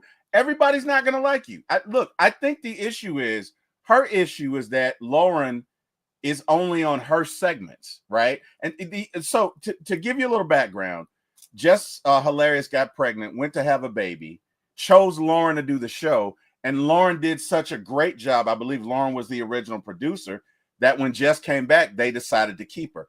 But Jess's issue is they only have Lauren on when Jess is on. So it takes away from her time in the segment. It doesn't take away from Envy. It doesn't take away from Charlamagne. Now, I understand that, but at the end of the day, you got to go with the demand, right? Like, I don't continue to do what you do. Involved was when Corey Holcomb got involved. You He know, started ranting and raving about Jess Hilarious. they've been And beefing of for course, 15 years. they've been beefing for a long time. And the thing about this world, and Charlamagne has said it, people would entertain the lie more than they entertain the They truth. will. They will. And it's at the point in this world where that's just what's happening. I've argued with people over a lie and just said, he knows he's clearly lying. And I'm still having this argument. Mm-hmm. Like I'm telling you, I'm literally like there's a camera in my face. Like this dude is clearly lying. Well, here we are still having this back and forth. This is kind of different now. So for Jess Hilarious, that's kind of tough that she's in a situation where, she came back to her job and social media has kind of talked down so bad about her that you saw the They're, other day on the show, they're dragging her. went in on Jess. They were dragging her, They're dragging her. But then again, for me, I'm looking at that and I'm like, oh shit, the Falcons just signed Jordan Fuller. You know what I'm saying? So it's like, oh damn, yes, damn, that's crazy. And you get a notification. Well, Oh shit, Jordan Fuller's here. So, I think you can't be that. You. So here's the thing, right? And I get it. I get it. You're human. You see stuff like that, you want to respond. But by you responding, you're only making it worse. I would never have responded on live. That's the one thing. Correct. We can talk about this behind the scenes. Correct. You went live. I don't know if it's the ratings. I don't know if it's the views. And then, Envy situation. Envy have been in so much trouble. He's like, fuck this shit. But I see what she was trying to get to with this. But then again, the other young lady, she grew a following. And maybe people are tired of Jess Hilarious. But hey Jess, if you're a Falcon fan, you want to come join this podcast? We got space. Bodie's kind of busy right now. Me, you, Carrie, and Carrie. Oh, Bodie, hey Bodie, that was this guy. This guy, Bodie. That was not me. Talk Falcons, if you want, that's on you. This guy right here, Bodie. I don't, man. Yeah, but guy, I'm glad Carrie did mention the Drake stuff because that kind of just got me a little bit upset too as well. I do want to bring up something before we get up out of here. There's some breaking news. And it's not like, oh my God, this is, I know Carrie's probably like, oh, whoa. I'm like, wait, what's news? I'm like, wait, did you just see that Lamar Jackson's going to be on Raising Canaan or what? Sheesh. Did you guys see that? I'm like, oh, okay. Is that the radio station that we do follow and talk about from time to time here in a positive way had Albert Breer on this morning. Okay. And apparently Albert Breer explains why he thinks Kirk Cousins will not be on this roster past June. So this is something for Sunday night when we come back here. Albert Breer, who covers the NFL, who is a part of the Albert Breer, who else?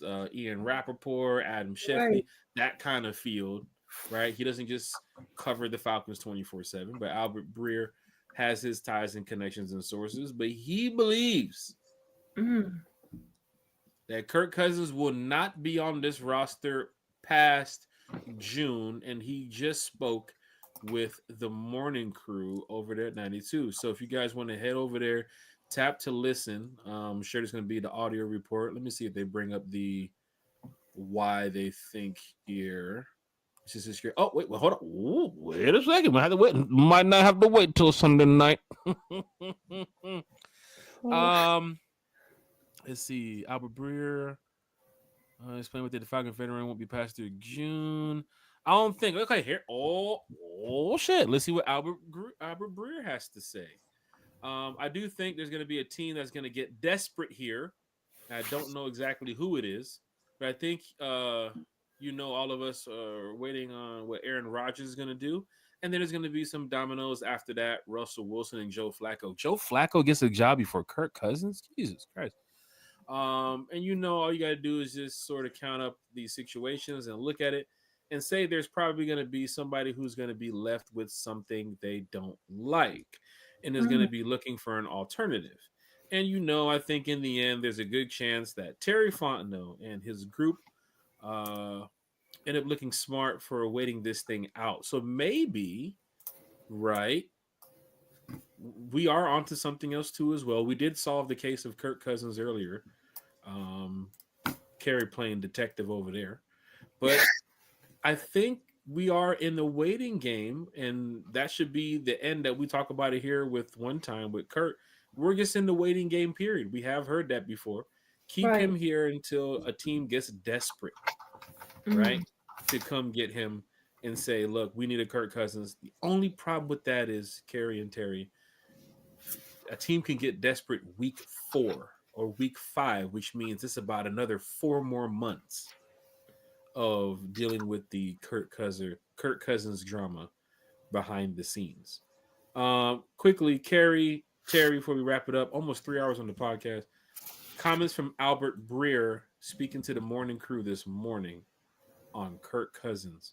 Falcons just need to wait it out. Team will get desperate. Thoughts on that, Terry, Carey? I think it'll probably be before June. I don't think this thing will drag out. And secondly, if we don't trade him, I don't think Kirk is going to come to training camp anyway. I don't get that vibe from him. I get the vibe. You know what? He'll just sit at home. He'll just sit at home, take the fines, and wait till we trade him. So even if you keep him, he's not showing up. I just don't get that vibe. Carrie, also with Albert Breer mentioning at the bottom of this report that, let's see here, something that sounded nearly impossible, which we talked about months ago, doesn't seem like it seems so impossible right now, that the Falcons could possibly at least get a draft pick back for Kurt. And that's like the win-win situation, is getting something for Kurt, but getting him off of your team. Because as much as Terry wants to say he's the backup here going forward, that's going to be a tough interview, Carrie, to have with the media and the fans. Because you know they've been doing these off-season press conferences. Right. Raheem has spoke. Terry has spoke. The next one, and it's funny because they haven't done one in a couple weeks here. It's random how they did the first two. They haven't done nothing here recently. Right. The next one might be the one where Kirk is not here. You can't go into that room and talk about the draft and free agency. They don't want to talk about that. They want to talk about this. And that's what we're trying to get past on one time with Michael Penix. Penix just wants to play. There should be no distractions. And that's the one thing I got to hold over Ritter a couple of years ago, that, you know, we might be arguing about Desmond Ritter, XYZ. He was in a situation where, like, he was unsure. Taylor Heineke got a competition battle. Who's going to be the guy? Michael Penix should be in a position just like Matt Ryan was. You are the starting quarterback. There's nothing else. No distraction, nothing. Every camera, piece of media, personnel that's coming down there at Flowery Branch in the summer is there to see Michael Penix throw the ball. Not, Penix just threw a pass. But let's talk to Kirk Cousins about where he's going to go. Hey, Kirk, let me talk to you real quick about your upcoming. They don't want to talk. We shouldn't be dealing with this. Right. We should not. And Albert Breer, and that's kind of like on the path where I'm on right now after today with Kirk Cousins, unless some breaking news happens again. Falcons need to wait it out and just 100%.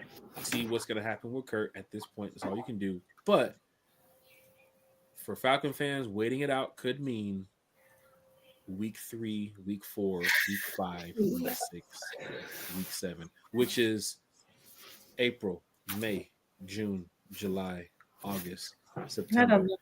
I'd almost bet somebody 7 months from this point. You might have to wait. Gary?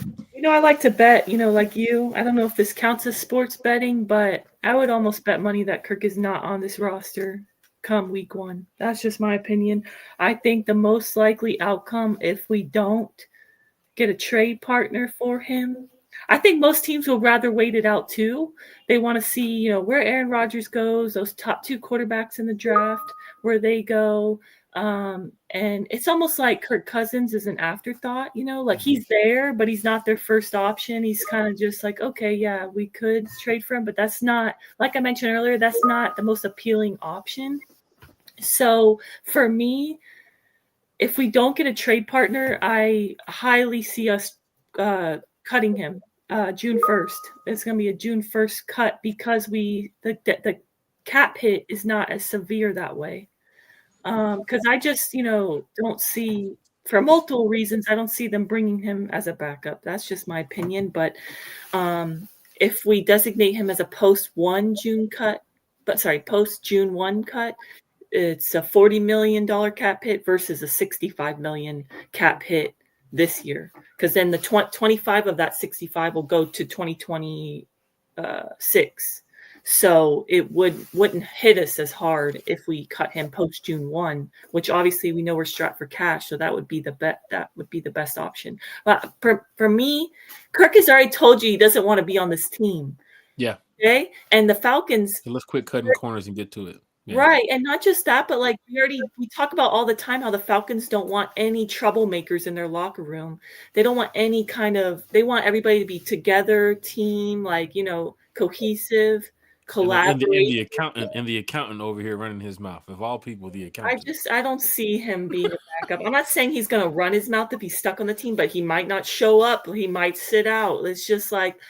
It's just not worth it, because then is he reliable to be, if something did happen to Penix, like, we mentioned, is he going to go out? I told you, is he going to come into the game and play for Atlanta? Or is he just playing for himself? Does he just want to play? You see Terry Rozier. Terry Rozier, for all you guys watching the NBA, I don't know why this guy's in the NBA. I truly don't. And this has nothing to do like this gambling thing, but look at Terry Rozier's, like, how he plays ball and what he's been doing with Miami. Like, fans are like, bro, get this guy out of here. Maybe he doesn't want to play for Miami. Maybe he's just throwing every game that he gets in because he doesn't like playing for the Heat. I don't need that here with Kirk Cousins. And 82 Monte Carlo said, just hold him over the balcony like Michael Jackson did that baby. Oh, Lord. Grab the earth by the ankles. I'm sorry. I wasn't laughing at that, Jack. Just to be clear, anybody watching, I was laughing at Big Low Country Sports comment. Kirk Cousins like the other girl TMX brought to the club. And then he left her for Kim. Excuse me. Wow. It's Kim. Oh, wow. Damn, girl, you damn. Somebody got damn. Right, just can't get rid of him. Wow. Rodgers is meeting with the Steelers today. Nathan does not miss. Nathan does not miss. And Rodgers is meeting with the Steelers today. Falcon fans. So that is something to look at. Another thing, 82 Monte Carlo just mentioned too as well. Kurt going back into the locker room to explain to the guys. Don't forget, this is the off season. Right. Everybody's I'm in Florida. Where you at? I'm in Cali. I'm in New York. Where you at, Kurt? I'm in wherever.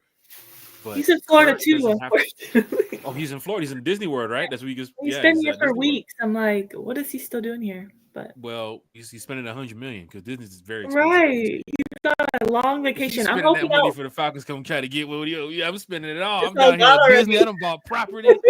Spent that $100 million. I ain't getting shit for me. Jack, no lie. I'm hoping I don't run into him like Lisa Shepard did in New Orleans. I hope I don't run into him in Florida because, I'm not asking. I hope his wife doesn't say, "Oh, you want a picture?" No, I really don't want. Imagine you're on your scooter last night, like you said, you was riding around the neighborhood, and then you just see like two like black trucks pull up. Excuse me, how do we get back to the highway? Like, is that Kirk Cousins in that truck? Wait, just imagine Carrie seeing Kirk Cousins randomly riding through her neighborhood in Florida. Hell? You better get on I-95 North and get out of here. Send his ass off a cliff. What movie was that where she should have brought the chickens? What was that? It was a comedy with Cuba Gooding Jr., Whoopi Goldberg. Oh shit, man, it was hilarious. So the lady was selling chickens, and they stopped to ask her for directions, and they don't buy the chickens, and she leads them off a cliff. And as they're about to like take flight and go off this cliff, there's a sign that says you should have brought the chickens. Oh wow. That's what somebody's gonna do to Kirk Cousins is if he asks for directions. What was the name of that? Rat Race. That was the name of the movie, Rat Race. Anyway. To Miss Pam, hi Miss Pam. She said Kirk's reputation's on the line. He may be concerned with how he will see 31 teams that may be interested in him.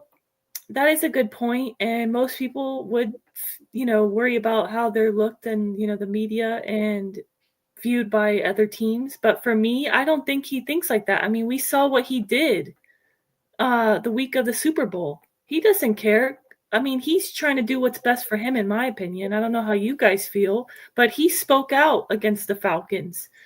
And you don't think that other organizations are seeing like, wow, this is the team that paid him $100 million, and then he's just gonna kind of tell everyone that it was all lies. He was just hurt, and I don't know, take off the Falcon shirt. It's just like a disrespect. I don't know. I feel like he doesn't care what, like, he already showed for lack of a better word, he showed his ass already. So I don't Well, know how you guys feel about that. Do you think Kirk Cousins cares how other teams are viewing him right now based off of his actions recently? I don't. And that's, you know it's a what, business. that Somebody's going to trade for him. It's a business. Somebody I probably. think they will, but I agree with you, Kerry. I don't think he cares right now. I don't think he cares, and I think he's showing his true colors. Okay. You know, because look, if you have a standard, the standard does not waver when adversity comes your way. When adversity reveals who you are at the core, right? Like some people will say, oh, when you get money, no, money reveals who you are at the core because now you got access. Now you can relax. Same thing with adversity. Pressure busts pipes, but adversity reveals who you are. And this is who he is. This is who he is away from the swag surf. This is who he is away from the Kirko chains. This is who Kirk is at the core, which is if you don't give me what I want, I'm going to show my ass. I'm That's gonna who he speak is. to the manager. Let me Right. speak to your manager. Did that. Or the Right. owner. Falcon fans, hit that like, share, and subscribe button. That's what it's all about. Falcon fans talking Falcons football on a Falcons Friday. Jack, what's did up, you Kim? read Nathan's comment? I really didn't think of that. Like that is gonna be chaos. You want to I talk was about going to mention that too. That is definitely going to be probably Mike Tomlin's wow. first season in a long time. He hasn't made the playoffs. Because you're That's talking about not crazy. getting the ball to DK or Pickens. You finna hear it on that sideline. Right. You will hear it. There's gonna be some fights on that sideline. Yeah. Wow. You know, That DK Metcalf, when that little chain when that little earring get to moving, you know, he start acting up over there on that sideline. that's So gonna be something. Arthur yeah. Smith offense. But you know, if let's just say it doesn't work out for Aaron Rodgers in the meeting with the Steelers, maybe they come and say, you know what? Let's go get Kirk Cousins. We can win with Kirk. So anything that can happen with Kirk that's not here with the Atlanta Falcons when training camp hits will be good for me. Mike was Me back in the too. chat. He said Kurt, with all that God talk, was just nonsense, and he worships that Oh, dollar, and wow. people can clearly see it now. There are some fans in the chat that are Sheesh. giving their thoughts about the Atlanta Falcons. You know, we've given, I think, a lot of our thoughts here today about the team, and we love talking Falcons football. Last night, 2-hour podcast with Scott Karisic. Today, almost a 3-hour podcast with Wow. One Time for the Fan. For almost damn near 5 hours of podcast time. Damn near, we're moving in the right direction. But it's for you guys. It's for the fans. Because we enjoy this. We have our live draft show coming up on draft night. We have don't forget, we're not doing the Friday. We're not doing day 2, day 3. We're only doing day 1. But we have A1 who's going to be joining us. Big Low Country who's going to be joining us. Ricondo, a real Falcon fan who's going to be joining us. Scott Karisic who's going to be joining us. Lisa Shepard. Of course, myself, T. Will, Miss Carrie. Can't The wait. Falconator hit me up too as well and said he would love to be a part of this too. So that we are going to be jam-packed. And I guarantee you this, we have a lot more people that's going to be joining us on our live draft show, which would be that Thursday for the draft night. We got to get started early too. Jack? Huh? How many days away are we to the draft already? So March 21st. We about a month and like what was it? April 24th or the 26th? Yeah. 24th is the first day. 24th? Wow, we're Okay. a few days, about a month out. And you know, with that day right there too as well, this is gonna be great, man. We got a lot of fans that's gonna be joining us. We're doing a lot of giveaways. So fans, just join us. So if you want to be a part of the giveaway, that's gonna be the cool part. 'Cause I'm thinking about fans who's gonna be jumping in from different podcasts, and they might miss a giveaway. They're like, "Yo, you guys did another giveaway?" Like, bro, we just did 2. You guys did 2 giveaways, goddamn. Yeah, man, it's going down in a major way, bro. Like, we're gonna have some fun on draft night because we're gonna be live for a good amount of time, probably like this, like 2-3 hours. I'm excited. With don't forget the Falcons at 15. At 15. Not 8. 15. Not 8. Not in the top 10. And we did the draft the past 2 years. And I think Carrie, after, it starts at 8. Damn near 9:30. The 8th pick was now starting to roll around. Man. So you're talking about maybe a 3-hour to 4-hour podcast for the Falcons. We might have to get start this joker at 8 because doing it at 7 is like, oh shit, that's an hour. We might need that hour to help us out at 10 o'clock, 11 o'clock. Because the draft, bro, They go to the commercials, and then for like the first 10 picks, they got to do the interviews and talk to the mama and show the highlight reel. Then they bring the mascot out. Then the band comes out. Then they do this damn thing where Bodie comes out there and starts selling hot dogs. Like, hot dog, hot dog. Everybody get your hot Oh, dog. And it's wow. like, Bodie, what the hell? It's a damn NFL draft. And they got food over there. You're not Don't supposed to be do on the Bodie draft like floor. that. Get off the draft floor, Bodie. And Bodie's like, I'm trying to make my money. And you know, you got the NFL, they bring security, and Bodie tries to fight the security. We don't want that happening this year, but Bodie will be joining us live. So, you know. Bodie, it's this guy. It's always this guy, Bodie. It's always this guy. Okay? Carrie and I had nothing to do with it, Bodie. We're innocent bystanders. Just saying. We have a lot of people joining us. We have some giveaways. I'm that excited. Day. It's really the, that start of the season. You get them draft boys in there. But it's gonna be a great time on One Time for the Fan. So many people joining us, having a good time. Carrie, let's go ahead and get to our shout out so we can get up out of here. Damn near 3-hour show. Wow, this is awesome, guys. This is great. I love it. Before I give my shout out, I just want to say it was just tweeted out like 6 minutes ago, the update about Aaron Rodgers. He already did meet with the Steelers today. There's no deal done yet or imminent, but Rodgers spent time with all the coaches, and another sign he seriously considered playing in his 21st season in Pittsburgh.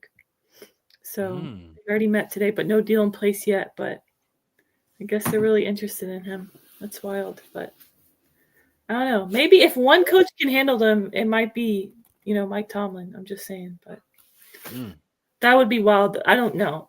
Mike Tomlin's never getting fired, but that would be crazy. Like he tries to get him fired. Wow. But chaos. Falcon fans.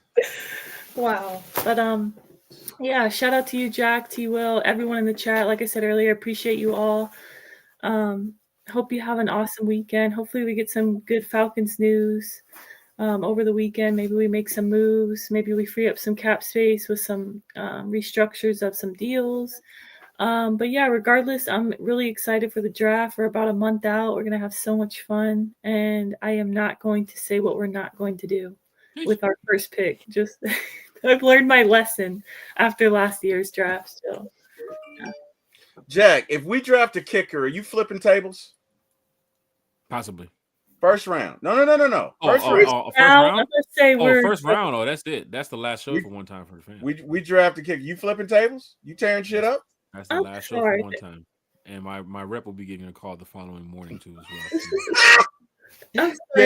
Fired. I just want to check out the account. That's all I want to do. Are you flipping tables if we draft a kicker first round, Carrie? Just asking. For me, that's just never happening. So I don't even know what I do because that's just never happening. Maybe the 7th round they might. I mean, why not? Because our 7th round picks in the last 4 years, none of them were on the team. So no disrespect, but hey, might as well draft a kicker in the 7th round. Then maybe can compete with Koo. So. Big shout out to Terrence Biggs from Sports Illustrated, covering the Atlanta Falcons too as well. Okay. I'm sure Daniel Flick knows who this writer is. He has an article about Divine Diablo saying that he's probably one of the best underrated signings in this free agency, which is actually pretty big because we need a guy like Diablo to step up in that linebacker role this year.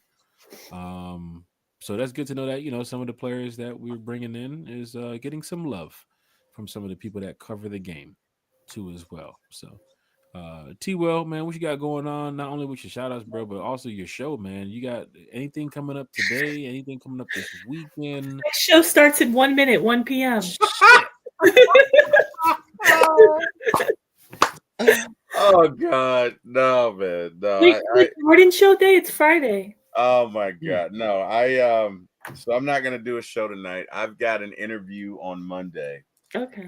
And I'm just going to take the weekend to prepare for. So I'm not going to do a show tonight. Obviously, not going to do a show Saturday. I know that we have a show Sunday coming up, but that's pretty much going to be it for me. And then, we'll get to the show Monday night and, get back after it next week. But yeah, I'm gonna back off a little bit and just kind of prepare for that interview. It's Women's History Month, and so I'll be doing at least 4 interviews with prominent women in sports communities, and I'll leave it at that. So yeah, that's going to be it. Not really doing anything this weekend. Hopefully something will happen. Hey, you never know. Maybe we trade Kirk this weekend. Jack, you all right? Got something in your eye? Yeah, goddamn. No, no, little death, man. I don't know. Crying because Kirk Every time we Cousins mention news Kirk Cousins, my broke. eyes start to Oh, damn man. twitch, man. Hey, at least we don't have the creepy doll in the comments today. That I Oh, was know, right? wow. creepy Let me last go back night. and Oh, check out that show wow. from last night and find out who's That allowed to walk was around with this creepy wild, dog. guys. Yeah, that was. That was crazy. Like, how Just did kept coming up in there. Just kept coming back. Just like, damn. and you were blocking the person, and what I were they was doing? They were making block, a new timeout, account, mute, or ban, everything, and that they will is still join back into the crazy. chat That was under the wild. same account. So that's weird, but That's they're not here today, so that's good. Falcon fans, thank you, Miss just Pam. yeah, hit that like, share, and subscribe button. Also, Miss Pam's in the chat. Great show. Like and subscribe, all Atlanta podcast creators, because it's free, right? And it's fun to do as well. You get a chance to get insight and information from a lot of content creators, and there is a big pool of content creators out here in the Falcons Nation. So please, please, please look around, find out. Just type it in on YouTube, Falcons podcast, and you'll see a lot of people. A lot of content creators are in here too as well. And that's great because we're fans at the end of the day, man. Go and win this trophy, Falcons. Go and get us the dub, so we all can talk about it in a positive way. So we all can be happy about why we spent our money on the Atlanta Falcons this year. We have so many special guests coming up too as well. Of course, oh, don't forget Mark Chain is going to be joining us on our live draft show too as well. So we are deep with some names of people who's going to be joining us, man. We're going to have a great time. We have Thomas Scott, who's going to be joining us from the Rise Up Tour fan club, too, as well. There was a comment that I saw earlier where a fan mentioned something about going to an away game. Oh, nice. Okay. And I just want to put it out See there you in for you Tampa. fans. Oh, to carry way more than Tampa. Carrie, you got to come out here in the summer for that Man City game. Yeah, I do. I really do.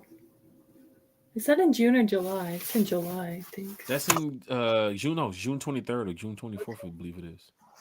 When is training camp? In May? Training camp starts in July. July, okay. Yeah. Georgia Texas boy said, I hope I get to meet some of y'all at the Arizona game Oh, this nice. year. Well, guess what, Falcon fans, man? You know the Rise Up Tour fan club. Zach will be there. Oh, hell yeah. Arizona's a spot. I need a lot of fans to be there. If you've never been to Arizona before, this is the one thing about traveling to these cities, right? As a Falcon fan. With the tour, it's one thing, but even if you're traveling by yourself and you meet a group of fans and you hang out with them, that's perfectly fine. That's what being a fan is about when you travel to these cities. But with the tour, right? Take away the football. Football is 3 hours, right? That's Sunday morning. You're there from Thursday, Friday, Saturday. Some of y'all even there times after the game. Mhm. The entertainment and the things that you do in other people's cities, it's just fun, right? Like Arizona is a beautiful spot to be.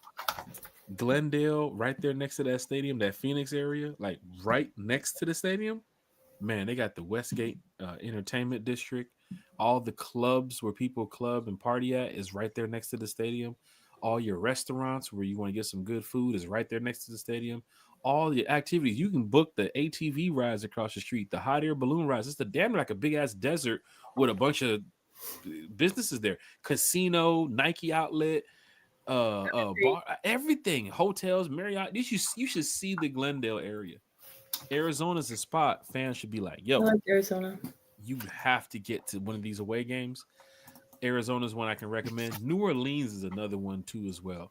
I'm not talking about the fourth ward and the third ward and the old Calio project. I ain't talking about that. When you get down to the French Quarter, that's where the fans hang out at. The French Quarter, because the stadium is right there in the French Quarter. So if you're down there, you're talking about walking up and down Bourbon Street, Canal Street, Frenchman. You walking around by the riverfront. Everything is right there. You're gambling, your sports spots to go hang out and watch the game. You want to drink? They got bars. Anything you can actually walk around the streets in New Orleans and just drink. So there are some spots I recommend for fans to go. this year as a a fan to watch your team for some away games. San Fran is going to be a tough one too as well. It's in the middle of like nowhere. You can either fly into San Jose area or you can fly into San Fran, but you got to get like that hour and some change to get to the stadium. And those places are kind of crazy because San Fran has this thing where they know when you're a tourist, and they break in people's cars heavy. You know what I'm saying? Because there's a bunch of break-ins every year, car break-ins. It's like one of the things that San Fran is known for. So if you're renting a car too as well, these are some of the things to know about when you're going to these cities. So just be safe and definitely watch your surroundings. But Arizona's beautiful. We're gonna be playing there this year. We also play the Jets in Jersey, but some fans are gonna be staying in New York. Like these, take advantage of these moments right here. These are some cities that I know you guys can enjoy. For me, I'm playing golf now, so I'm playing golf in every city I damn near go to. So Oh, just to tee nice. off in Arizona at the top of like the Sedonas, like that is just come on. Like you just can't beat some of these environments. But once again, I just gave you all that. Oh yeah, the game is Sunday at 1, right? Like it's just a 3-hour game. Same thing for London. We went out there to London. It's a 3-hour game. And we went back to go hanging out and seeing the rest of the country. You know what I'm saying? So enjoy these times, Falcon fans. But for my shout outs, I gotta give a shout out to Carrie. I gotta give a shout out to Bodie. I gotta give a shout out to Terry and just everybody who's been rocking with One Time for the Fan, either since day one or even if it was yesterday. We got a lot of new people that's been joining the page too here recently. Thank you all for sharing One Time for the Fan. Um, you guys just do amazing things when it comes to supporting the podcast. And that's why for draft night, I hope we get a lot of winners with the giveaway.